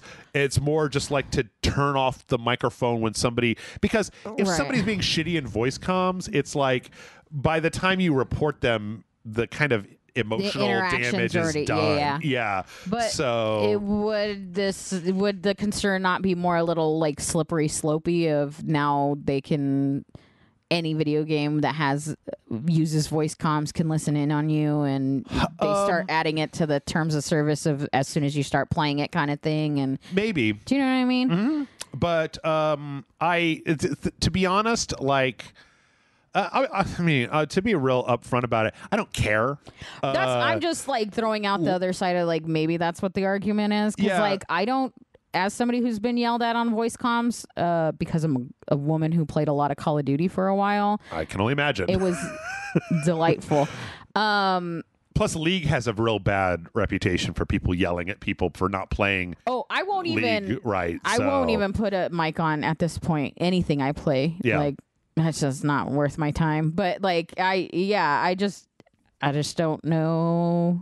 I mean, everyone would just have. What if like somebody's listening to music? If they're listening to like explicit lyric music, is it gonna catch that and then you're gonna get muted because of that, or are you gonna get muted because somebody shouts something on the other side? You know what I mean? So here's the thing. Again, it's funny because I have no dog in this fight and I don't give a shit. Yeah. But it's like, if I can hear your music well enough to identify the lyrics through your headset, I hope you're muted. If there's somebody in the background screaming obscenities while you're on voice comms in a multiplayer competitive match, I want your microphone turned off. Like, I want you to use your microphone in Valorant for like, okay, I'm going to be, hey, can you back me up? Like, oh, I saw one of them. They're on their way to A. Everybody A right now. Yeah. Like, that's what I want that voice comm to be used, not just like, oh, I think I'm just going to put my politics podcast on this voice comm, or just tell somebody they sound skanky over the internet that I've never met before. Like, I kind of feel like I'm okay with restricting like a good 75% of the words in the English language that aren't like point, attack, defend, follow me, like group up, because that's all I really want to hear. Like, the last time I had voice comms turned on in Call of Duty, some guy called me a bad word for gay because I was too close to him, and he was camping and was afraid that me being too close was going to draw attention to them, and literally told me that my mother was a whore.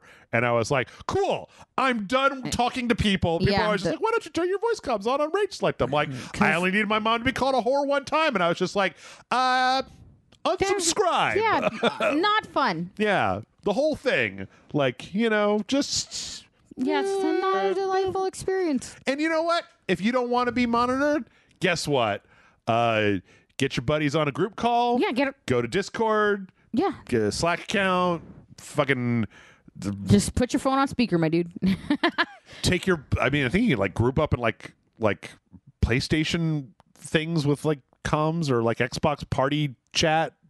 Oh, maybe. I don't know. I don't know. Anyway, I look forward to it because be like me. Don't have friends. I think that the people that are jerk offs in online multiplayer games are kind of the scum of the earth, and so if you're a jerk off, and they're not even that good. Yeah. They're never good. You guys suck, and then you just mean. Then you're just mean fucking vacuum cleaners. You just suck and you suck. I'm sorry. No, it's true. It's true. They muted my mic because I called them a vacuum cleaner. Vacuum cleaners.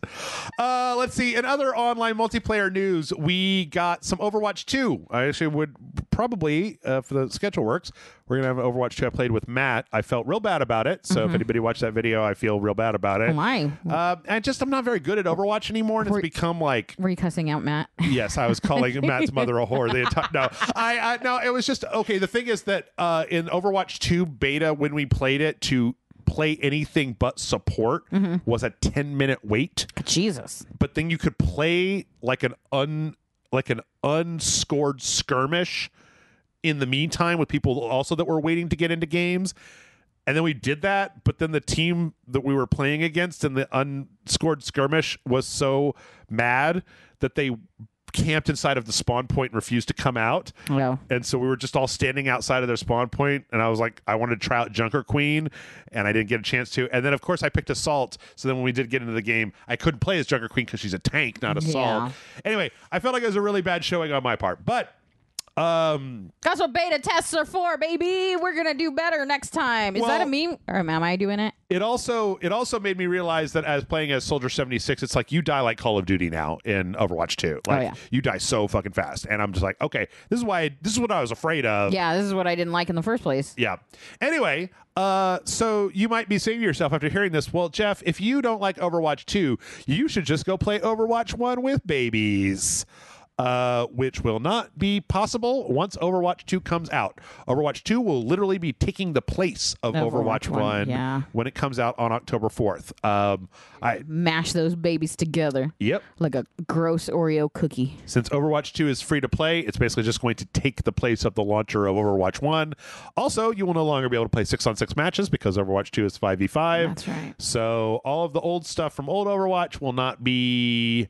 like there. I get to watch this monster absorb what's left of my beautiful baby. Yeah. Well, hey, look on the bright side. In 5 years, we'll get Overwatch Classic, right? Yeah, that's fair. I bought. Overwatch will be coming in October.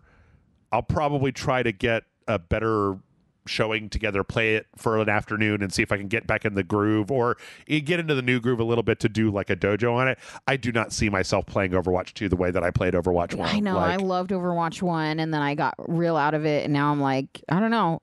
I've been trying to jump into especially free-to-play games. Yep. So I'll probably try it. If I'm on, I'm going to try to have my character. Sure. Who was your main? Zarya. I always forget how to say her name. I did May when I first started, right. and Winston. Okay. Because there's nothing feels better than being a giant pissed off gorilla just knocking people over. Yeah. But like, what a useless character now. Like, you can't do shit. Winston was like the selling point of that game for a while. Yep. He was like all the commercials. He's the guy that tells you the whole plot of the game in the very beginning of the game. It was like, technically... The first trailer was him and Tracer, and the first, like, story trailer was, like, him and Reaper, the reactivation thing where Reaper like, infiltrates. it just felt very Winston heavy, and then he just seemed like such a afterthought after that. Yep. Yeah. Yep. I don't know. We'll see. I've how it lost goes. friendships over Genji mains. My friend was a Hanzo and a Genji main, and I was like, all right, well, I'll never talk to you ever again. Yeah.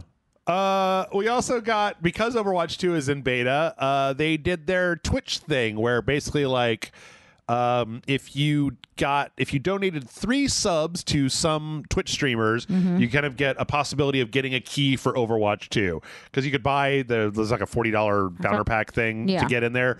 But anyway, this is a real short story, but basically this was marketed as a like support a streamer, June 29th through July 19th. And would you think, if you had to guess, would you guess that the streamers that were picked for this program were only very large, medium, or small and independent? I would say medium to very large. It was only very large. It was basically just a bunch of people who were like, hey man, I play this game on Twitch for a living. I have to support Markiplier. Trust me, he's got enough fucking Twitch support. Like, it's not doing anything for him. Not that Markiplier would be overwatching, but you know what I mean. Yeah. So it was a real basic kind of story. But you know, again, how could Blizzard possibly do anything right at this point? I mean, even when they try, they don't try hard enough. Yep. Yeah. I feel like they need to hire like somebody like me that's on the internet and then just be like, should we? And I can just be like, no. Well, and then like on one Friday, it's like, Jeff, I know you don't like anything, but like, what about this? I'm like, this is a good idea. Somebody takes whatever the piece of paper is that has the idea, they hold it up like it's the golden fucking ticket. Like, oh, we're allowed to do the thing. Their hands are shaking. sir, can we do one thing? And it's like, you may do one thing. You may do one thing. It's Christmas. Basically, what I'm saying is, if there's an opening for Emperor of Blizzard Activision, I would be willing to accept the mantle. I would be willing to accept the mantle of court jester of Blizzard. But I am going to wear a cape and a crown like Starscream in the obviously Transformers the movie. Even though it didn't work out for him, but I think it's going to be better for me. It's going to be fine for me. Unless Bobby Kotick comes back as Galvatron and shoots me. Which could very well happen. I was just going to say, that sounds like the most plausible thing I've heard all day, Jeff. Yeah. We also got the news that the company that makes Spellbreak, which is a battle royale, kind of magical battle royale game, called Proletariat was the name of them, is being purchased and absorbed into Blizzard, which isn't something that happens very often. Yeah. Blizzard tends to build teams a lot more from the inside than absorb external teams. I kind of see this as the further Activisionication of Blizzard. Yeah, I was gonna say, because that's a real Activision move. Yeah. And not only that, but like, okay, so Spellbreak. Okay, first off, Spellbreak is shutting down. Obviously, because they're not going to be working on it anymore. Battle Royale games need to have constant. They can't just like let it go. They have to have people working on it, maintaining Team it. Fortress 2. Exactly. But they also this is just a very Activision move. They're being acquired by Blizzard to work on the next expansion for World of Warcraft, to work on the Dragonflight or whatever it is. Yeah.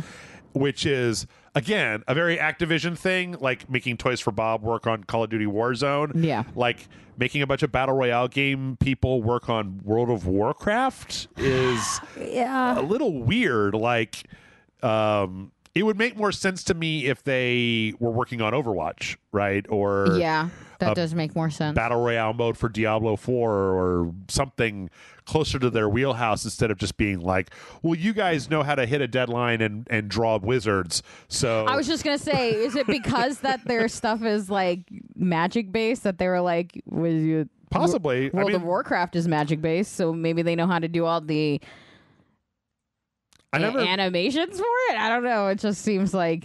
Yeah, I never played Spellbreak, but it definitely had some kind of like... The art style seems very inspired by... World of Warcraft, or kind of Blizzard, nice, clean lines, good character designs. Exactly. Kind of stuff. Yeah. Yeah. So shame for anybody that was playing Spellbreak. I don't have any idea how much of that was actually getting played, but it seemed like a pretty decent game. I never played it, but I don't play Battle Royale. So. Yeah. I'm too sensitive of a soul for that kind of thing. Yep. Let's see. Speaking of sensitive, we had the weird Cyberpunk 2077 thing that happened. I didn't get a chance to watch this video, so I just read this kind of story. That was a story. So there was a YouTuber out there that did some digging. Let me make sure to credit them because I don't want to not. This was from Upper Echelon Games, and they basically were talking about how a lot of the outsourcing or a lot of the QA testing for Cyberpunk 2077 was outsourced to this company called Quantic Lab.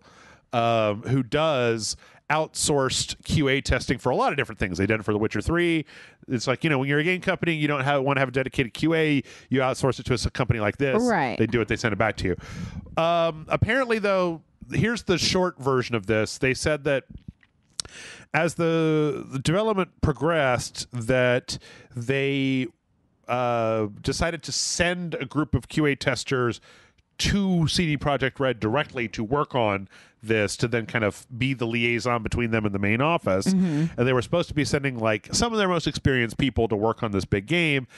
One of the reports says that they sent very inexperienced people, some of which who only had 6 months worth of QA testing under their belt. Is this an issue of it's hard to keep QA testers in a company long enough to be considered well developed, and 6 months is in my line of work, somebody working in your company for 6 months is considered pretty senior staff. I was considered senior staff within 3 months at the big house I was working in. Well, I think that for this, the implication was not 6 months at that company. It was 6 months in QA testing total.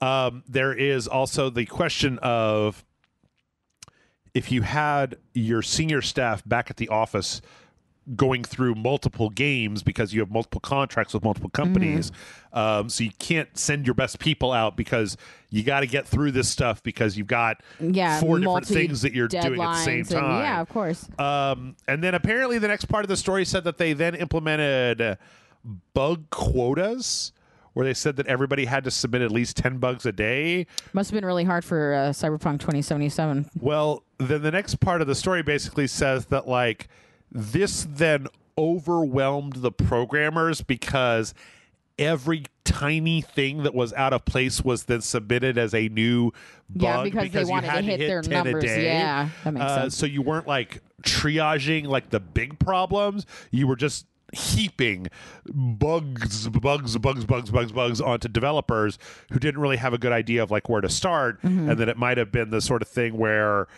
there were better ways to go about streamlining this than that. Now, that company, the Quantic Labs company, has kind of fired back and said that they were one of many companies that were doing QA testing for this.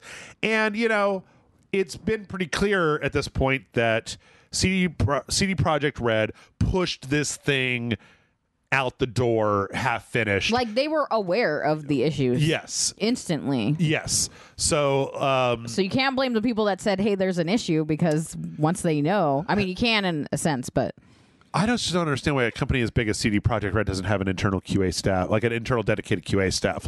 You're going to need them. Because they want to make more money, and it's probably cheaper to outsource.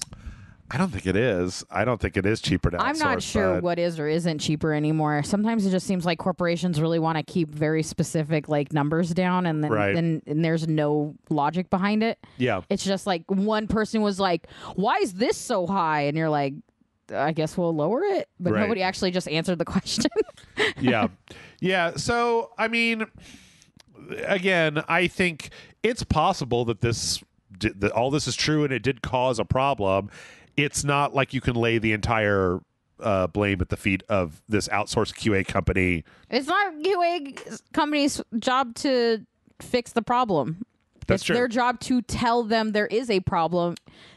That's true. And if this story is correct as reported, and they were overloading CD Projekt Red, then that means they were doing their job too well. Then somebody should have stepped in whose job it was. Some manager should have stepped up and been like, okay, every morning I'm going to take all the bug submissions and I'm going to triage them, and I'm going to be like, okay, I'm going to rate them by priority and then pass over the high priority stuff. Yeah. And then I've known QA, the guy who's the boss of the QA is generally the person that's in charge of doing that, or producers are in charge of doing that, of figuring out what the most important thing to get running first is, and then like, you know, in descending order, like this needs fixing now. Yeah. And then once that's done, we need color code these those, three. baby. Yeah. Red for emergency.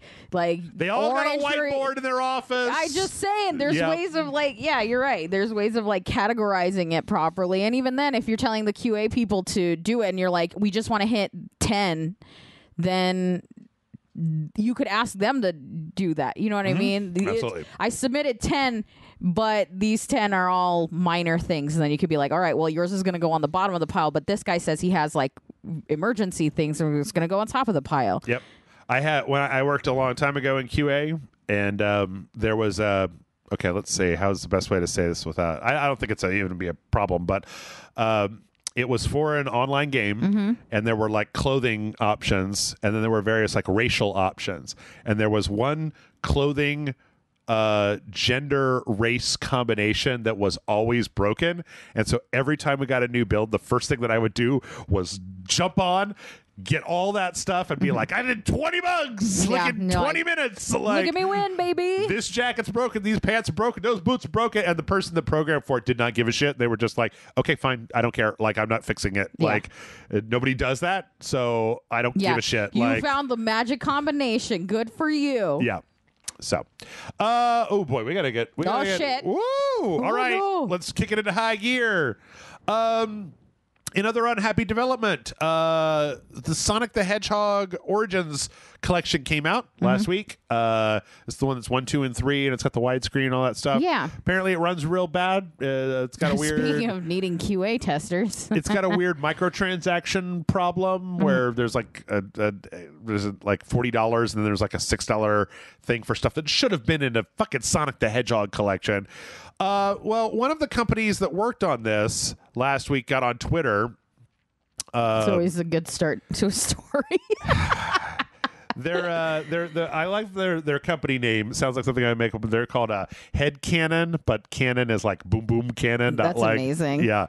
So they did the localization. They did the conversion of Sonic and Knuckles 3, and they went out and said, "Hey, like." Some of the problems in this game were because we were working so fast to get this out. But then, like, there's other problems that didn't exist in the build that we submitted to Sega. Oh. And we would be more than happy to fix that. And we told them. But we also, it was a really interesting Twitter thread. I recommend everybody go check it out, because it was like, we also don't want to say that this is anybody's fault. We don't want to damage our relationship with the company that hired us to do this. We're not saying it's anyone's fault. We're just saying when we handed it over, it was fine. And now somebody's got their little grubby fingerprints all over it. I'm not saying it's anybody, but it seems like it might have been somebody. Because it had to get integrated into the whole collection. They had different people doing the different ports and then submitting them. And then once it got put together, it looks like there were problems and that they may have had to use different builds and all kinds of stuff. This is a really difficult thing. And I think that it's something to keep in mind when a game comes out and is bad and you blame the developer and you say, well, did the publisher give them the opportunity to do it right? Or again, were they so shoving it out the door to hit a launch date that had already been in a bunch of PR material and whatnot? I watched the Matt McMuscle's What Happened show on YouTube. What happened? Like, so many times the story is just, we needed more time and the publisher said no, and so we had to put together our fucked up, we had to cut features, cobble together what we could, and put out a fucked up bad game. Yeah. Like, it either should have been canceled or you should have given us another 6 to 8 months that we needed to make it great. Yeah. So that when it came out, everybody was like, woo. But I gotta imagine it's gotta be a really difficult thing for Headcanon, because it's like, their reputation on the street would be bad with people who played this and they were just like, you guys can't make Sonic the fucking Hedgehog work correctly. Yeah. But on the other hand, they can't be like, we didn't do that. Sega's a piece of shit, okay? Because you can say Sega's a piece of shit, and you will never, because these are the people that made Sonic Mania, that was like really well regarded. It was a throwback kind of side-scrolling 2D game. Yeah, so. it's like a tightrope to walk. Like, you want to let people know, but you can't be like. Yep. Okay, now we actually have to go faster.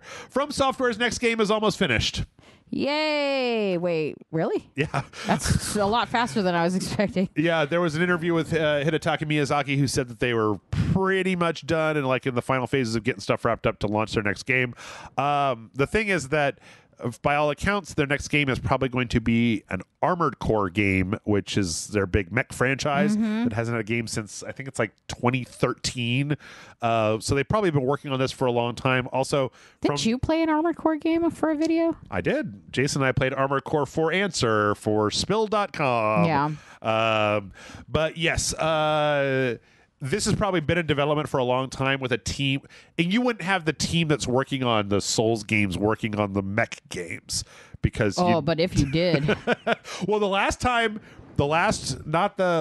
one's called Armored Core Verdict Day, but the one before that was Armored Core 4 Answer, and that one was. I believe directed by Miyazaki, who made the Souls games, and suddenly in the Armored Core games, you were flying your mech, and then there were these gigantic robot bosses that you had to like fly around and take down a little bit at a time. I mean, sometimes it works. So yeah, we could be seeing that very, very shortly, and nice. Cool. That's cool. Yeah, good for everybody. Really jumping into it. I mean, here's the thing. I know that there's going to be some Soulsborne people who are mad because they just want every game that they put out to be.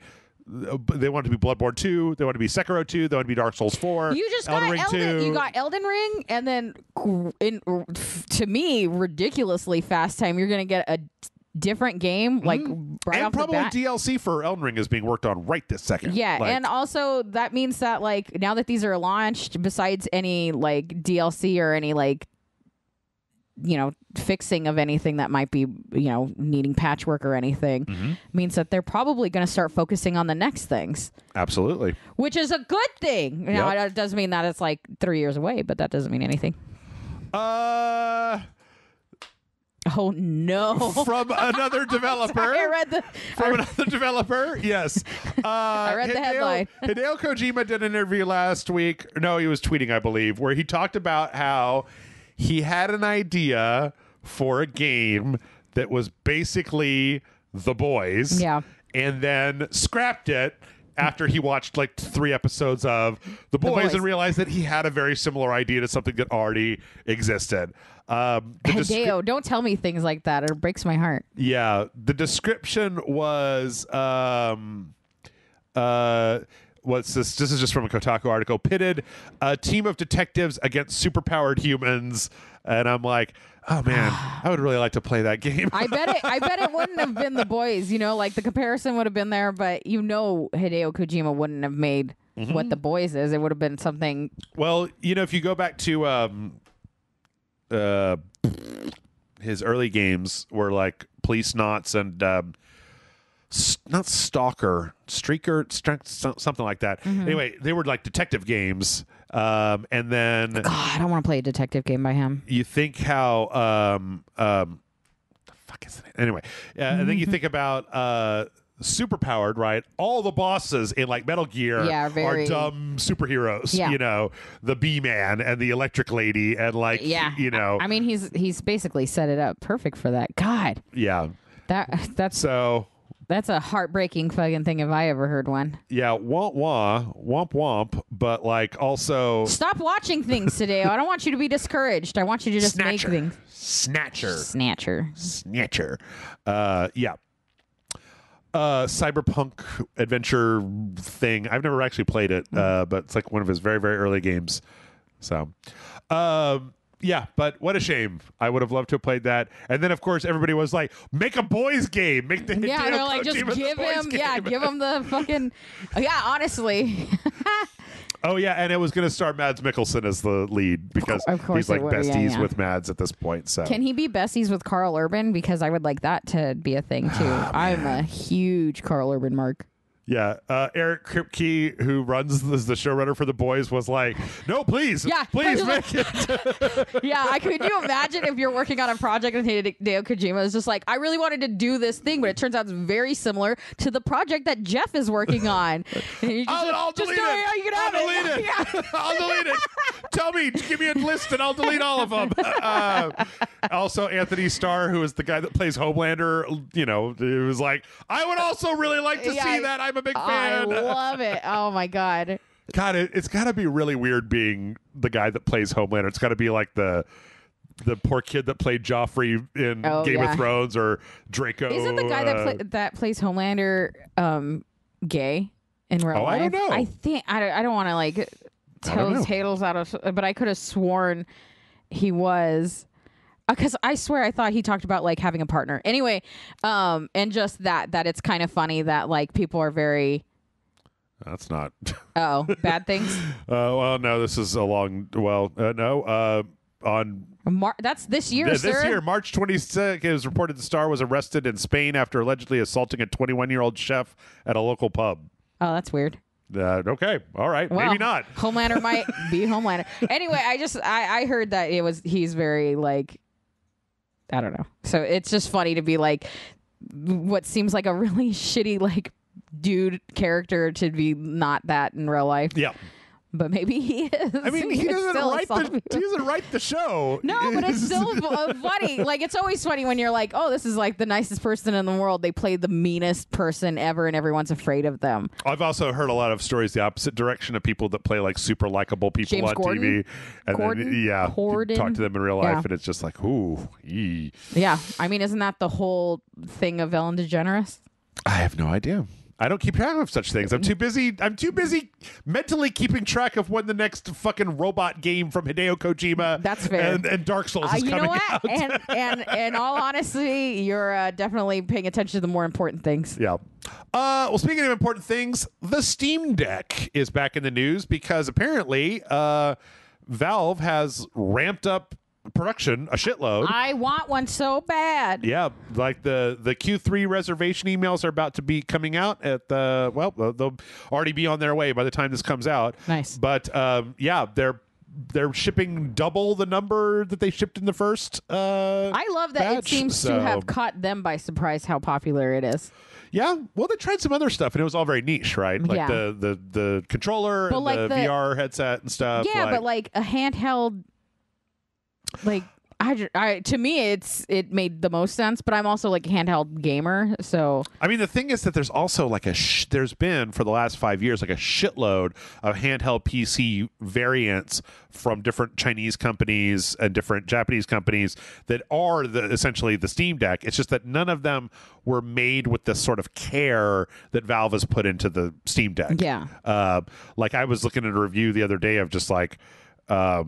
The number of like handheld emulator systems that you can get for like $100 that'll play like any NES game that's ever been made, and just like you can get one tomorrow. Yeah, is ridiculous, like redonkulous. Yeah. In any case, good news for Steam people. I'm torn. I have some tech budget that I've been looking at. Mm-hmm.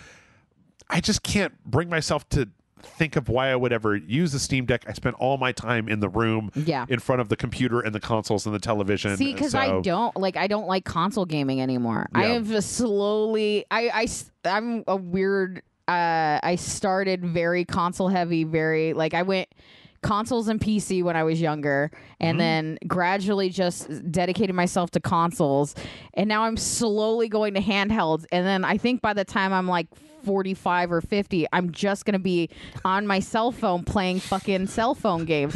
I'm devolving as a gamer, and I don't know how to stop it. It's fine. But I want the Steam Deck because I think that's a good balance of like playing PC games, but also keeping it handheld for my stupid monkey brain to be able to handle. Yeah.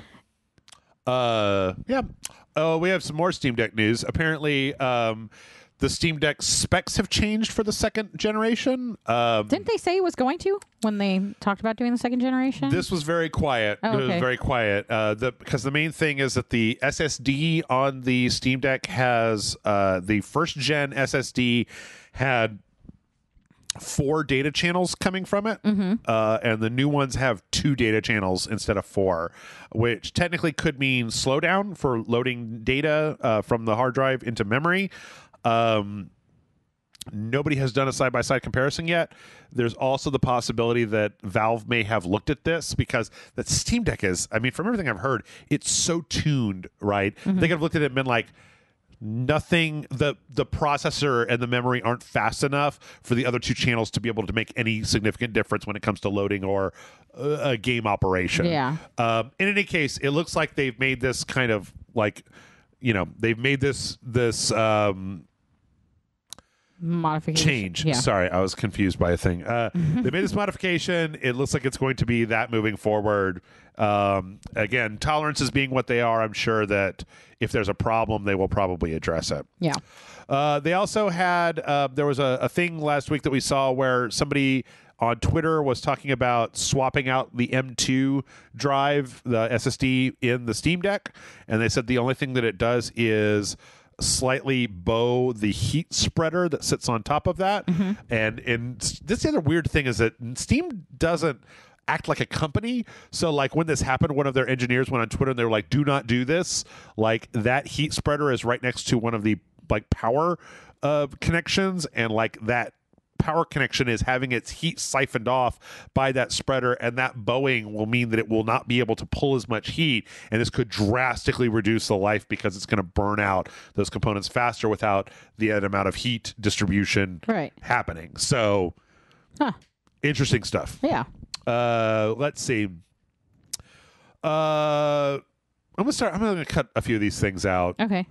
Because they're not all really all that interesting.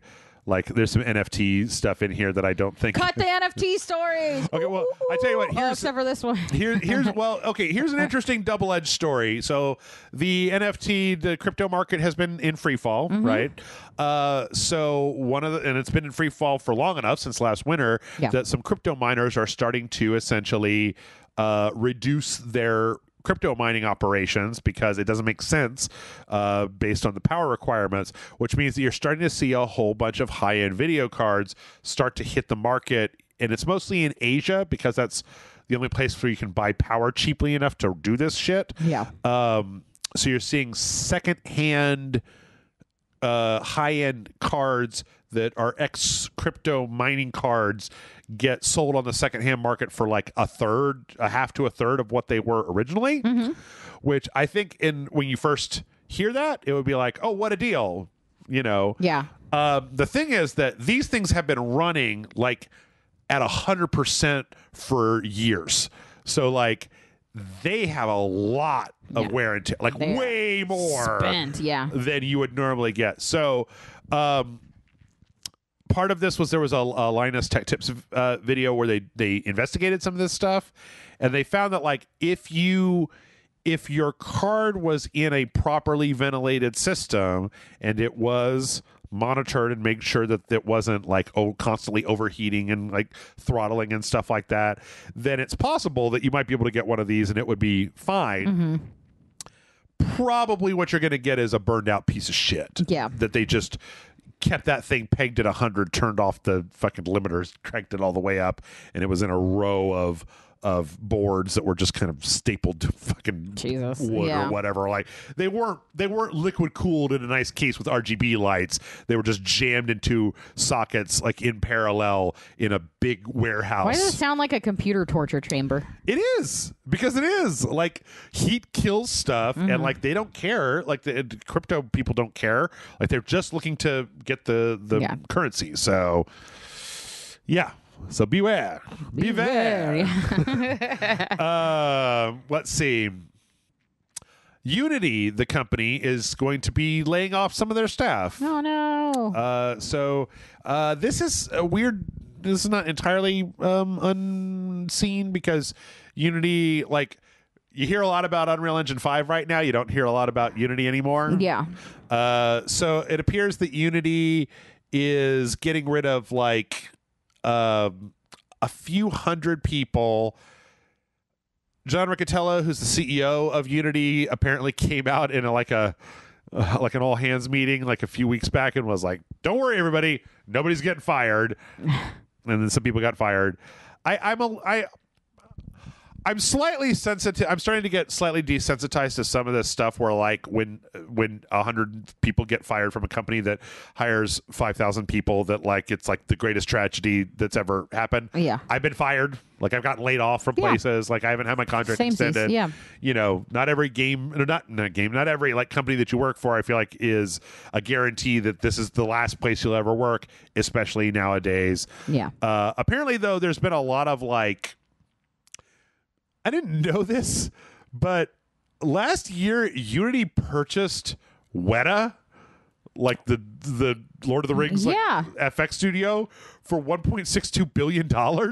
Wow. Like I did not know that. I think I might have talked about it on a podcast at some point, but they also acquired Parsec, which was a company. I actually used Parsec for like I tested it, where it was a way to stream games to other people to let them play co-op over the internet. So like I run the game on my computer and then Parsec streams it to your computer, and then it streams like your inputs back like a Stadia style. Yeah. So we can play like Castle Crashers, but we only have to play it on my computer. Yeah. And apparently they seem like they're in a bit of a weird free fall where I think that what's happening is that they don't know how to respond to Unreal 5, with Unreal being like very powerful, easy to get into, like a big marketplace, kind of like, and with Epic making so much money off of Fortnite, we've talked before about how they don't have to aggressively price Unreal 5. Yeah. Like they can let it be a little bit easier to get into. And I think that Unity, it used to have the advantage of being like, well, it's free to start on, right? And like it's relatively simple to use. And now it's like Unreal has gotten a lot simpler to use and it's a lot easier to get into. Yeah. So it used to be that you could tell a Unity game from a mile away, but you know, they put out a trailer a little while back for like this lady that was like playing chess, and it had all this different stuff that showed off how good their people could look, and ray tracing is like, hey, this could look way better than what you think a Unity game could make. Yeah. But in all honesty, it might be too late if everybody's into Unreal at this point. Yeah. So let's see. Speaking of people getting laid off, I wish that Yves Guillemot would get laid off, but second to that, he's taking a big pay cut. $327,000 pay cut, which represents a 30% reduction in his compensation from Ubisoft, because Ubisoft has had a garbage year. Real bad. Yeah. Like nothing has sold real well. What's that game that I like so much? Phoenix Rising was good, but it didn't sell worth a shit. Yeah. Like Ghost Recon Breakpoint didn't sell worth a shit. Rainbow Six Siege do you remember that in February, I believe, Ubisoft put out their Left 4 Dead game, Rainbow Six Extraction? Yeah. Like, that game came out.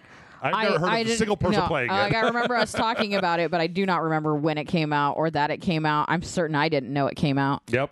So, yeah. Ubisoft seems like they're they're also like internally fucked right now, between the fact that they've had multiple abuse allegations and they apparently have done nothing to clean up their act.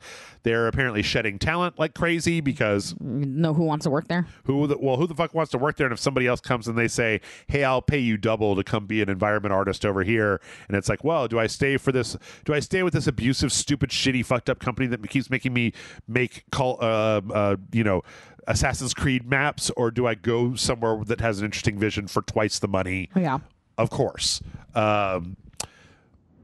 They also, I don't know, there's not a lot on the horizon. Like we've got, right now, as far as I can tell, it's like that Rabbids game that we talked about earlier. Yeah. And there's like an Avatar game that they're making. And I don't know what else. Yeah. They're supposed to be making a Tom Clancy hero shooter Overwatch Battle Royale game. There was like a free-to-play The Division that was supposed to be coming out. Yeah. I don't know. Anyway. Well, actually, I do know, because Skull and Bones is supposed to be re-revealed this July, this coming month. I forgot about that. Yeah. It's been more active recently. Yeah. And it seems like this is the project that everybody comes in and they're like, oh, this is a mess. We have to start over again. That's right. And then somebody else comes in and they're like, oh, this is a mess. We have to start over again. God. But it appears that we might be getting like this is a mess. We better start over again. Developer commentary, a release date, all that stuff. This next game week. is going to be held together with rubber bands and band-aids. And nobody wants to play this kind of game anymore. Ship to ship combat was hot when Assassin's Creed was doing it, and everybody was like, "Oh, cool!" Like, it's not what we're into now. We're not into that. It's all about space and vampires, space vampires and space vampires. You can put a vampire on that pirate ship. You can make them space pirates. Hey, if they vampires, if this was Spelljammer and they were sailing through the cosmos, I would be all in 100% right now. But this game should have come out like 5 years ago, and it probably would have done relatively well. Yeah. But it was never exactly the sort of thing where anybody was like, I can't wait for Skull and Bones to come out. Yeah. It was like there was already like 4 different Assassin's Creed games where you can play this. I was going to say, maybe the one thing that'll benefit them is the one that people know about it because it's been like talked about for years now, and also because it will be the only ship-to-ship pirate game out. Yeah. I don't know. People like pirates. I don't know. Yep. Let's see. We have trailers. We got a yeah. There's a lot of rage on RageSelect today. We got a Robin trailer for Gotham Knights. It's coming out later. I maintain that this is 5 years too late. Yeah. And looks like butt. It looks like a whole ass. I thought I was the only one that didn't like it. I know nothing but Batman fanboys that love Batman stuff, and so this is up their alley. So they opted to give Robin a superpower? Tech-based, obviously. So they talked about how he can teleport, and he has an explanation in here with like, I hacked into the Justice League satellite, and so we're using the Justice League teleportation, which is kind of a young Justice-y thing that you might see. The thing is that it's far from the stupidest thing that they've done. Yeah. Because everybody's got a mobility thing. Jason Todd apparently has superpowers because he got brought back to life in the Lazarus Pit. Yeah. Nightwing's got a glider. That's how that worked in the comics. No comics ever. If you've ever read them, you would. Also, it just occurred to me that it's that is like an ugly outfit. What the fuck? Who dressed him like that? This has got to be Tim Drake, right? So, or it doesn't matter. Wouldn't it be Damian? Damian? I don't know. I mean, it could be Damian. Damian seems like the type to have the. I don't know. Fuck it. I mean, Tim Drake has like the staff. Here's a question: do they know? They had a whole thing about it, but I didn't care to read it. Yeah. The thing is that regardless of whether it's Tim or Damian, like, I want you to think about what these characters look like when they don't have their masks on. Mm-hmm. Dick Grayson, Jason Todd, Tim Drake, Damian Wayne. They're all fucking brunette white guys. Yes. And they all look real nondescript in this, except when their outfits are super ugly. Yeah. Only poor Barbara. Only Babs. Oh, Barbara. I just want you want a DC game? Give me the Robin's comic book game. Did anybody read that shit? Where all the street kids took over because Batman was dead in the comic book timeline. So all these kids that were like homeless or even just like from the poor part of the neighborhood all became Robins. They all became Robins. Like Baker Street irregulars. It was fucking cool. And then the person that was helping him out ended up being Alfred. Spoiler alert, but it was amazing. Oh, that's this cool. was years ago. Yeah. I thought it was great. And then I think it'd be a great game to make a bunch of Robins. You could customize your own fucking the whole thing that people were like, you can just make your own Robin. There was like Into the Spider-Verse had a Spider Sona thing where everyone was making their own spider person. Robins did it first, like not by much. It was like a few years ahead of it. I'm just saying you could do fun stuff where you like don't have to lean so heavy into the same 4 people over and over again. Yeah. Harley Quinn season 3 trailer came out and it like looks makes this look that looks fun. Yeah, this looks boring. Right? My God, I just don't know why. I don't know why you would even make like you know what I would rather have? Arkham Origins 2.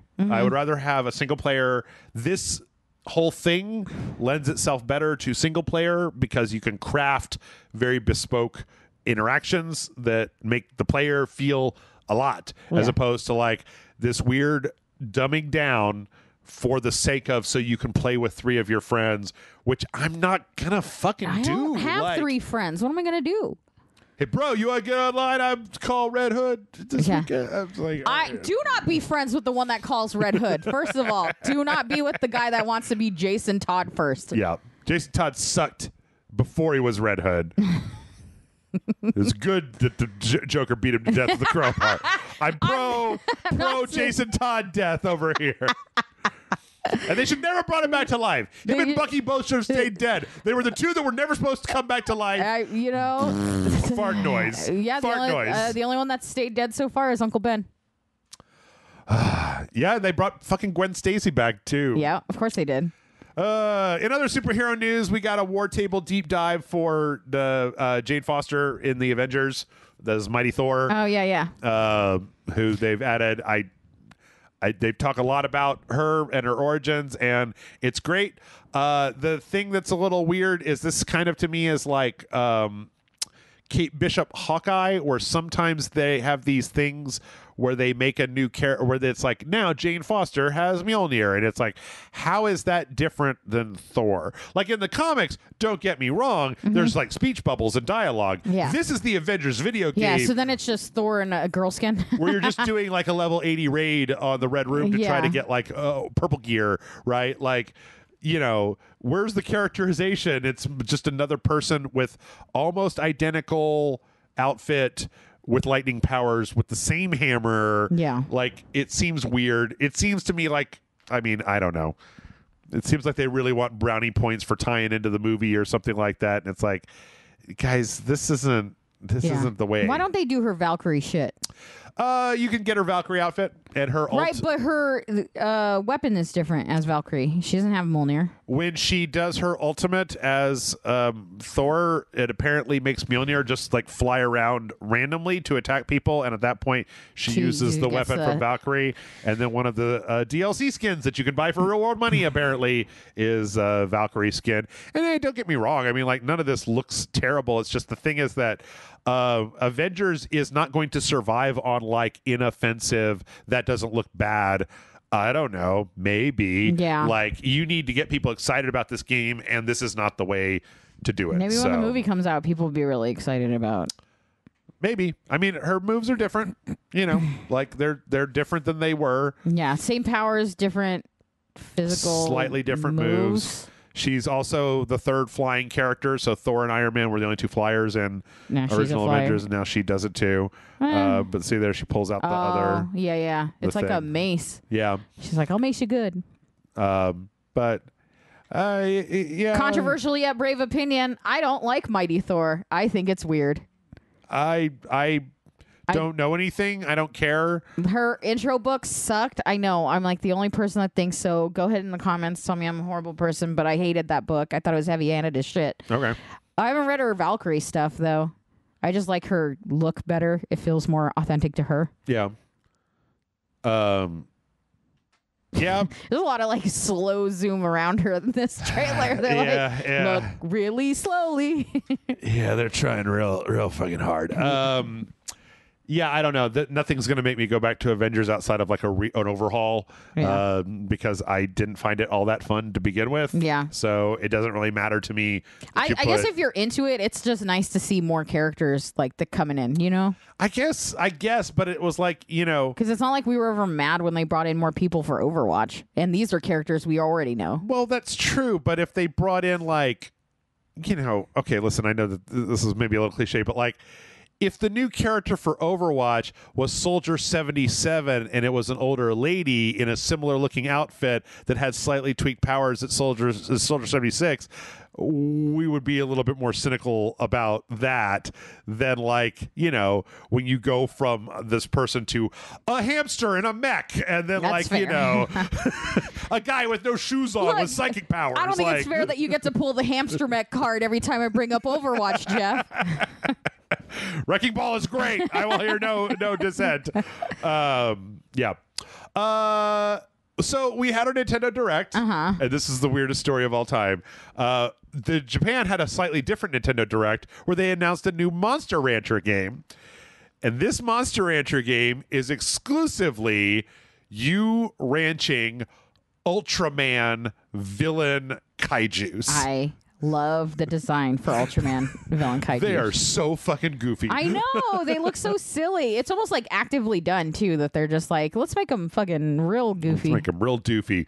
So, yeah, you type your thing in, you make your dumb Ultraman villain. Sometimes they look like old, like somebody in a warehouse found a Godzilla suit, and then they added shit to it. So he looks like Godzilla fell into some crafting glue and then rolled around and stuff. It's amazing. Glued like a broom to his head. Yeah. Apparently they can make like snowman, giant Ultraman snowman. They can like water the crops. They can fight. That's amazing. You can even I don't know if breed is the right term for them, but you can like combine them, which was a thing from Monster Hunter. Or Monster Rancher, and then you get like I'm gonna make these kaiju fun. You get like the weird cross-pollinated version of the two of them. It looks real weird, and I'm just so happy. So you're gonna make Matt Frank play it, or? I can't stop Matt Frank from playing it. What are you talking about? That's fair. Like, I guess make was the wrong word. Yeah, the only question is whether this gets localized. I mean, like it wasn't announced in the West. It wasn't on the West Nintendo Direct. They literally kept it out. Please. Yeah. It's real doofy. Yeah, it looks silly. It's real doofy. I'm here for the silliness. Let's see. We got a Plague Tale Requiem. I think we talked about this last week, but we got a full-on extended gameplay trailer, which was really interesting. It was 12 minutes long. Had some interesting stuff. I mean, it's definitely this kind of like co-op stealth thing with the lady and the kid from the first one. It's interesting. It appears that this entire game you're like holding hands with a small child and like leading them around, which seems like it could be irritating, but I don't really know. A lot of the violence is very impactful. They show the kind of the kid being able to use the rats to see people through walls, which is kind of cool. Oh, that's an interesting idea. Yeah. There's a lot of heavy breathing and like muffled insistence that we got to get out of here and do some stuff during this trailer. Yeah. At the very end, though, it's kind of interesting.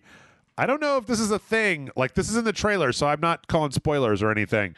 Like, at the very end, they get kind of like cornered, and the main character, the lady, she has like a head injury that's causing her to have a problem, and so the kid like takes control of a swarm of rats and literally uses them to Holy fucking shit, that's like horrifying. Eat the fuck out of Can people. you imagine? Like, this dude was just like, he didn't see anybody. He was just casually walking around, and then a swarm of rats just murder him. Yeah. No, I can't. That sounds horrifying. But yeah, it looks good, and we got a full-on release date. So nice. That is coming this year, October 18th. A lot of stuff in October this year. A lot of October. I'm gonna get just bombarded just a little. Let's see. We also got a trailer for the next time that you and I play a weird live action choose your own adventure movie, but this one looks really good. I know that Uncle That's Marcus, what you keep promising me, Jeff. I know. This trailer is for this movie called The Gallery, right? And here's the thing. It's got parallel stories that take place in 1980 and 2022. And the story is like a person at this art gallery, and the artist is there, and they ask the person if they can paint them. And then when they say okay, they have them sit down in a chair and then reveal that there is a pressure-sensitive bomb on the other side of the chair. And if they get up, it will explode, killing them, everybody around them. And then it becomes like this weird psychological, crazy thing. And like, I got to be honest, like the overall production aspects of this look a lot better than it does look a lot better. Who Killed Uncle Marcus, right? Yeah. Like, also, I just really like the idea of an artist being like, too many people were moving when I was trying to paint them. Right. It's also kind of interesting because the time periods are gender flipped, where the artist is a man in the 80s and a woman in the 2000s. Also, it's weird because they were like, to indicate it was the 2000s, people were wearing masks, like face masks, and it's like, or the 2022.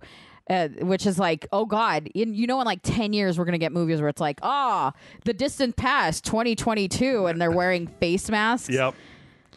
And then we're going to be like, wait a minute, is this for real, or is this just like is this just a Japanese movie where people are sick? That's true, yeah. I also really like this 80s lady's giant hair. It's like a horrible wig. I am going to throw that out there. It's a really bad wig. Her big, poofy hair. Yeah. So, yeah. I'm not going to say excited, but looking forward to. It also at the end of this trailer says it's available on like Steam and the Xbox and the Switch and all that stuff. It is not. It is not out yet. Like, oh yeah, that's funny. It comes out a little later. They actually, though, they showed this in theaters. Like they showed this in theaters with little buttons for people, for the audience to make the decision about what they. God, that's horrifying. They wanted. If there's anything I've ever not trusted, it's the audience. Yeah. Nope, that's the wrong game. Why does it keep telling me the Call of Starseed? I don't care about that. Okay, hold on. Let me see if I can find out when this is actually coming out. This is the part where I normally say when things are coming out. Oh, God, no. We're so over time. Okay, never mind. I don't know. Look it up. And yeah, I think we're going to call the rest of that done. So a couple of quick things before we get out of here. This is really exciting to me. Into the Breach is getting a bunch of big update, a mobile release, and a physical edition.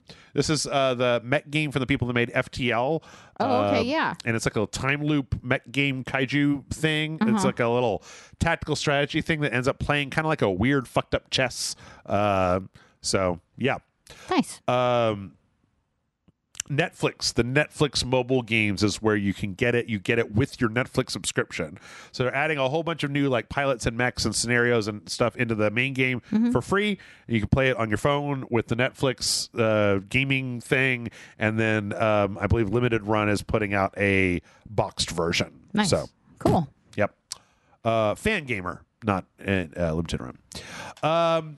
The creators behind Star Wars Galaxy of Heroes are making a new combat RPG called Legions and Legends. And I was very excited about this because it's kind of a weird spacey thing. And I really liked Galaxy of Heroes. And I got this news story. And I don't know if I've ever told people, but I get the news stories and then it's like I get them all based on headlines and then I read through them and I cut the ones that suck. And I got to this one today, and I was very close to cutting it because it was like, oh, I'm really excited. I like that game. I like these developers. They started a company. They're making their own game. And it's on the blockchain for NFTs. Stop that. Boo. Get out of here. Night Dive last week put out that's a harsh headline. A re-release of this 1997 Westwood Studios Blade Runner adventure game that came out.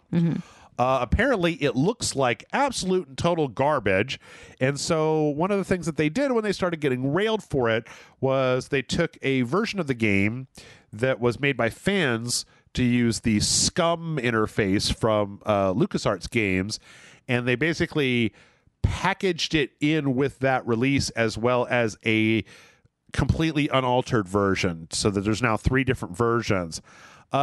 This sucks because the SCUM thing was a fan-made thing by a person that really liked the game. Yeah. This enhanced edition literally took the page on GOG and Steam that used to be where that game was and has replaced it with this release that gives Night Dive money as opposed to the previous release that was just like a labor of love. So kind of not great.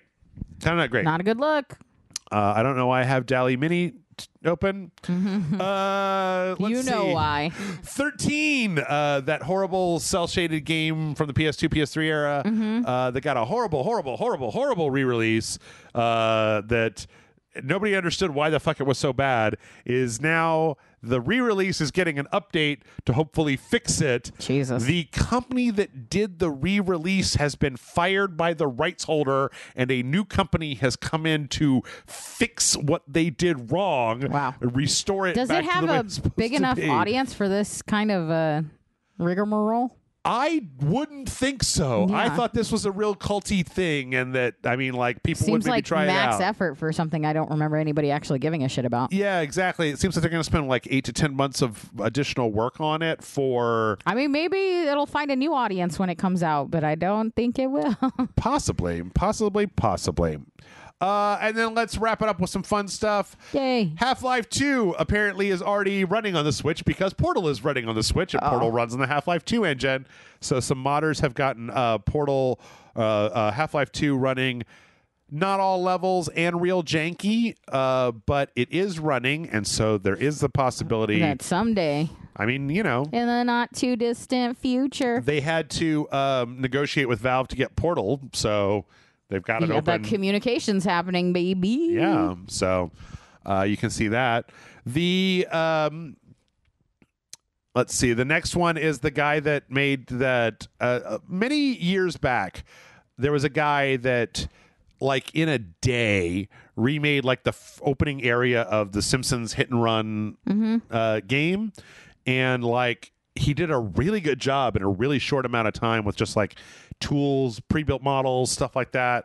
Apparently this guy then spent the next 8 months basically porting his whole thing to Unreal 5, writing his own like dialogue system tree, and then like he wanted, like, one of the things he talks about wanting to do is making the entire game, instead of being 4 zones that load, making it one big area. Open world. Yeah. And he put out a 17-minute video kind of detailing everything, and all of his various efforts to do this, and the end result is quite good. Yeah, that looks really neat. The thing is that he puts at the very beginning, he puts a disclaimer that's like, yeah, this is on my computer. Do not ask me. I will not release this. Like, Yeah. I know what will happen if I release this.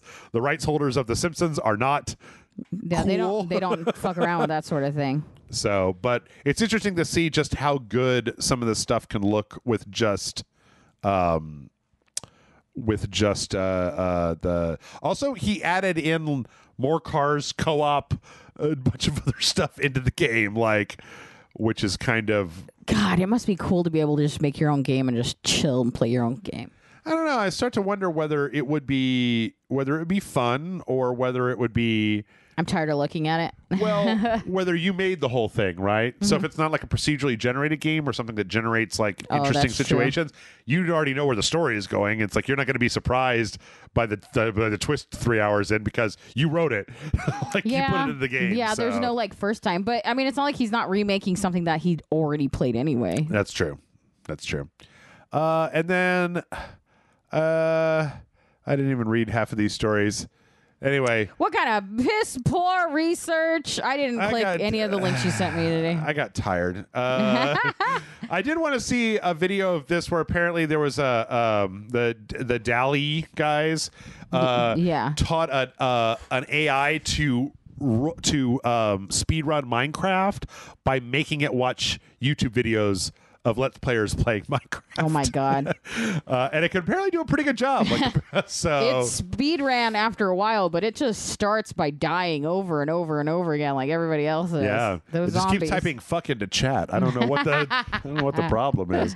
And then, you know what? That's it. That's the podcast. That was a lot of podcasts. That was a lot of podcasts. But we did it. So thanks everybody for dropping by. Hey, if you enjoy the podcast, I know you might be sick of it. Maybe go to patreon.com/RageSelect. Hey, you help me help you. If you go to patreon.com/RageSelect and you put in $5 a month, once it gets to a certain level, I will stop talking about it and complaining about it. Yeah, see? Yeah, I'll mention it, but only like at the end of the dojos and only real briefly. But yeah, there, that's it. Now, if you excuse me, Amanda and I do not have to go and make episode 47 of a politics podcast that totally doesn't exist. It doesn't exist. Do not look for it. Stop looking for it.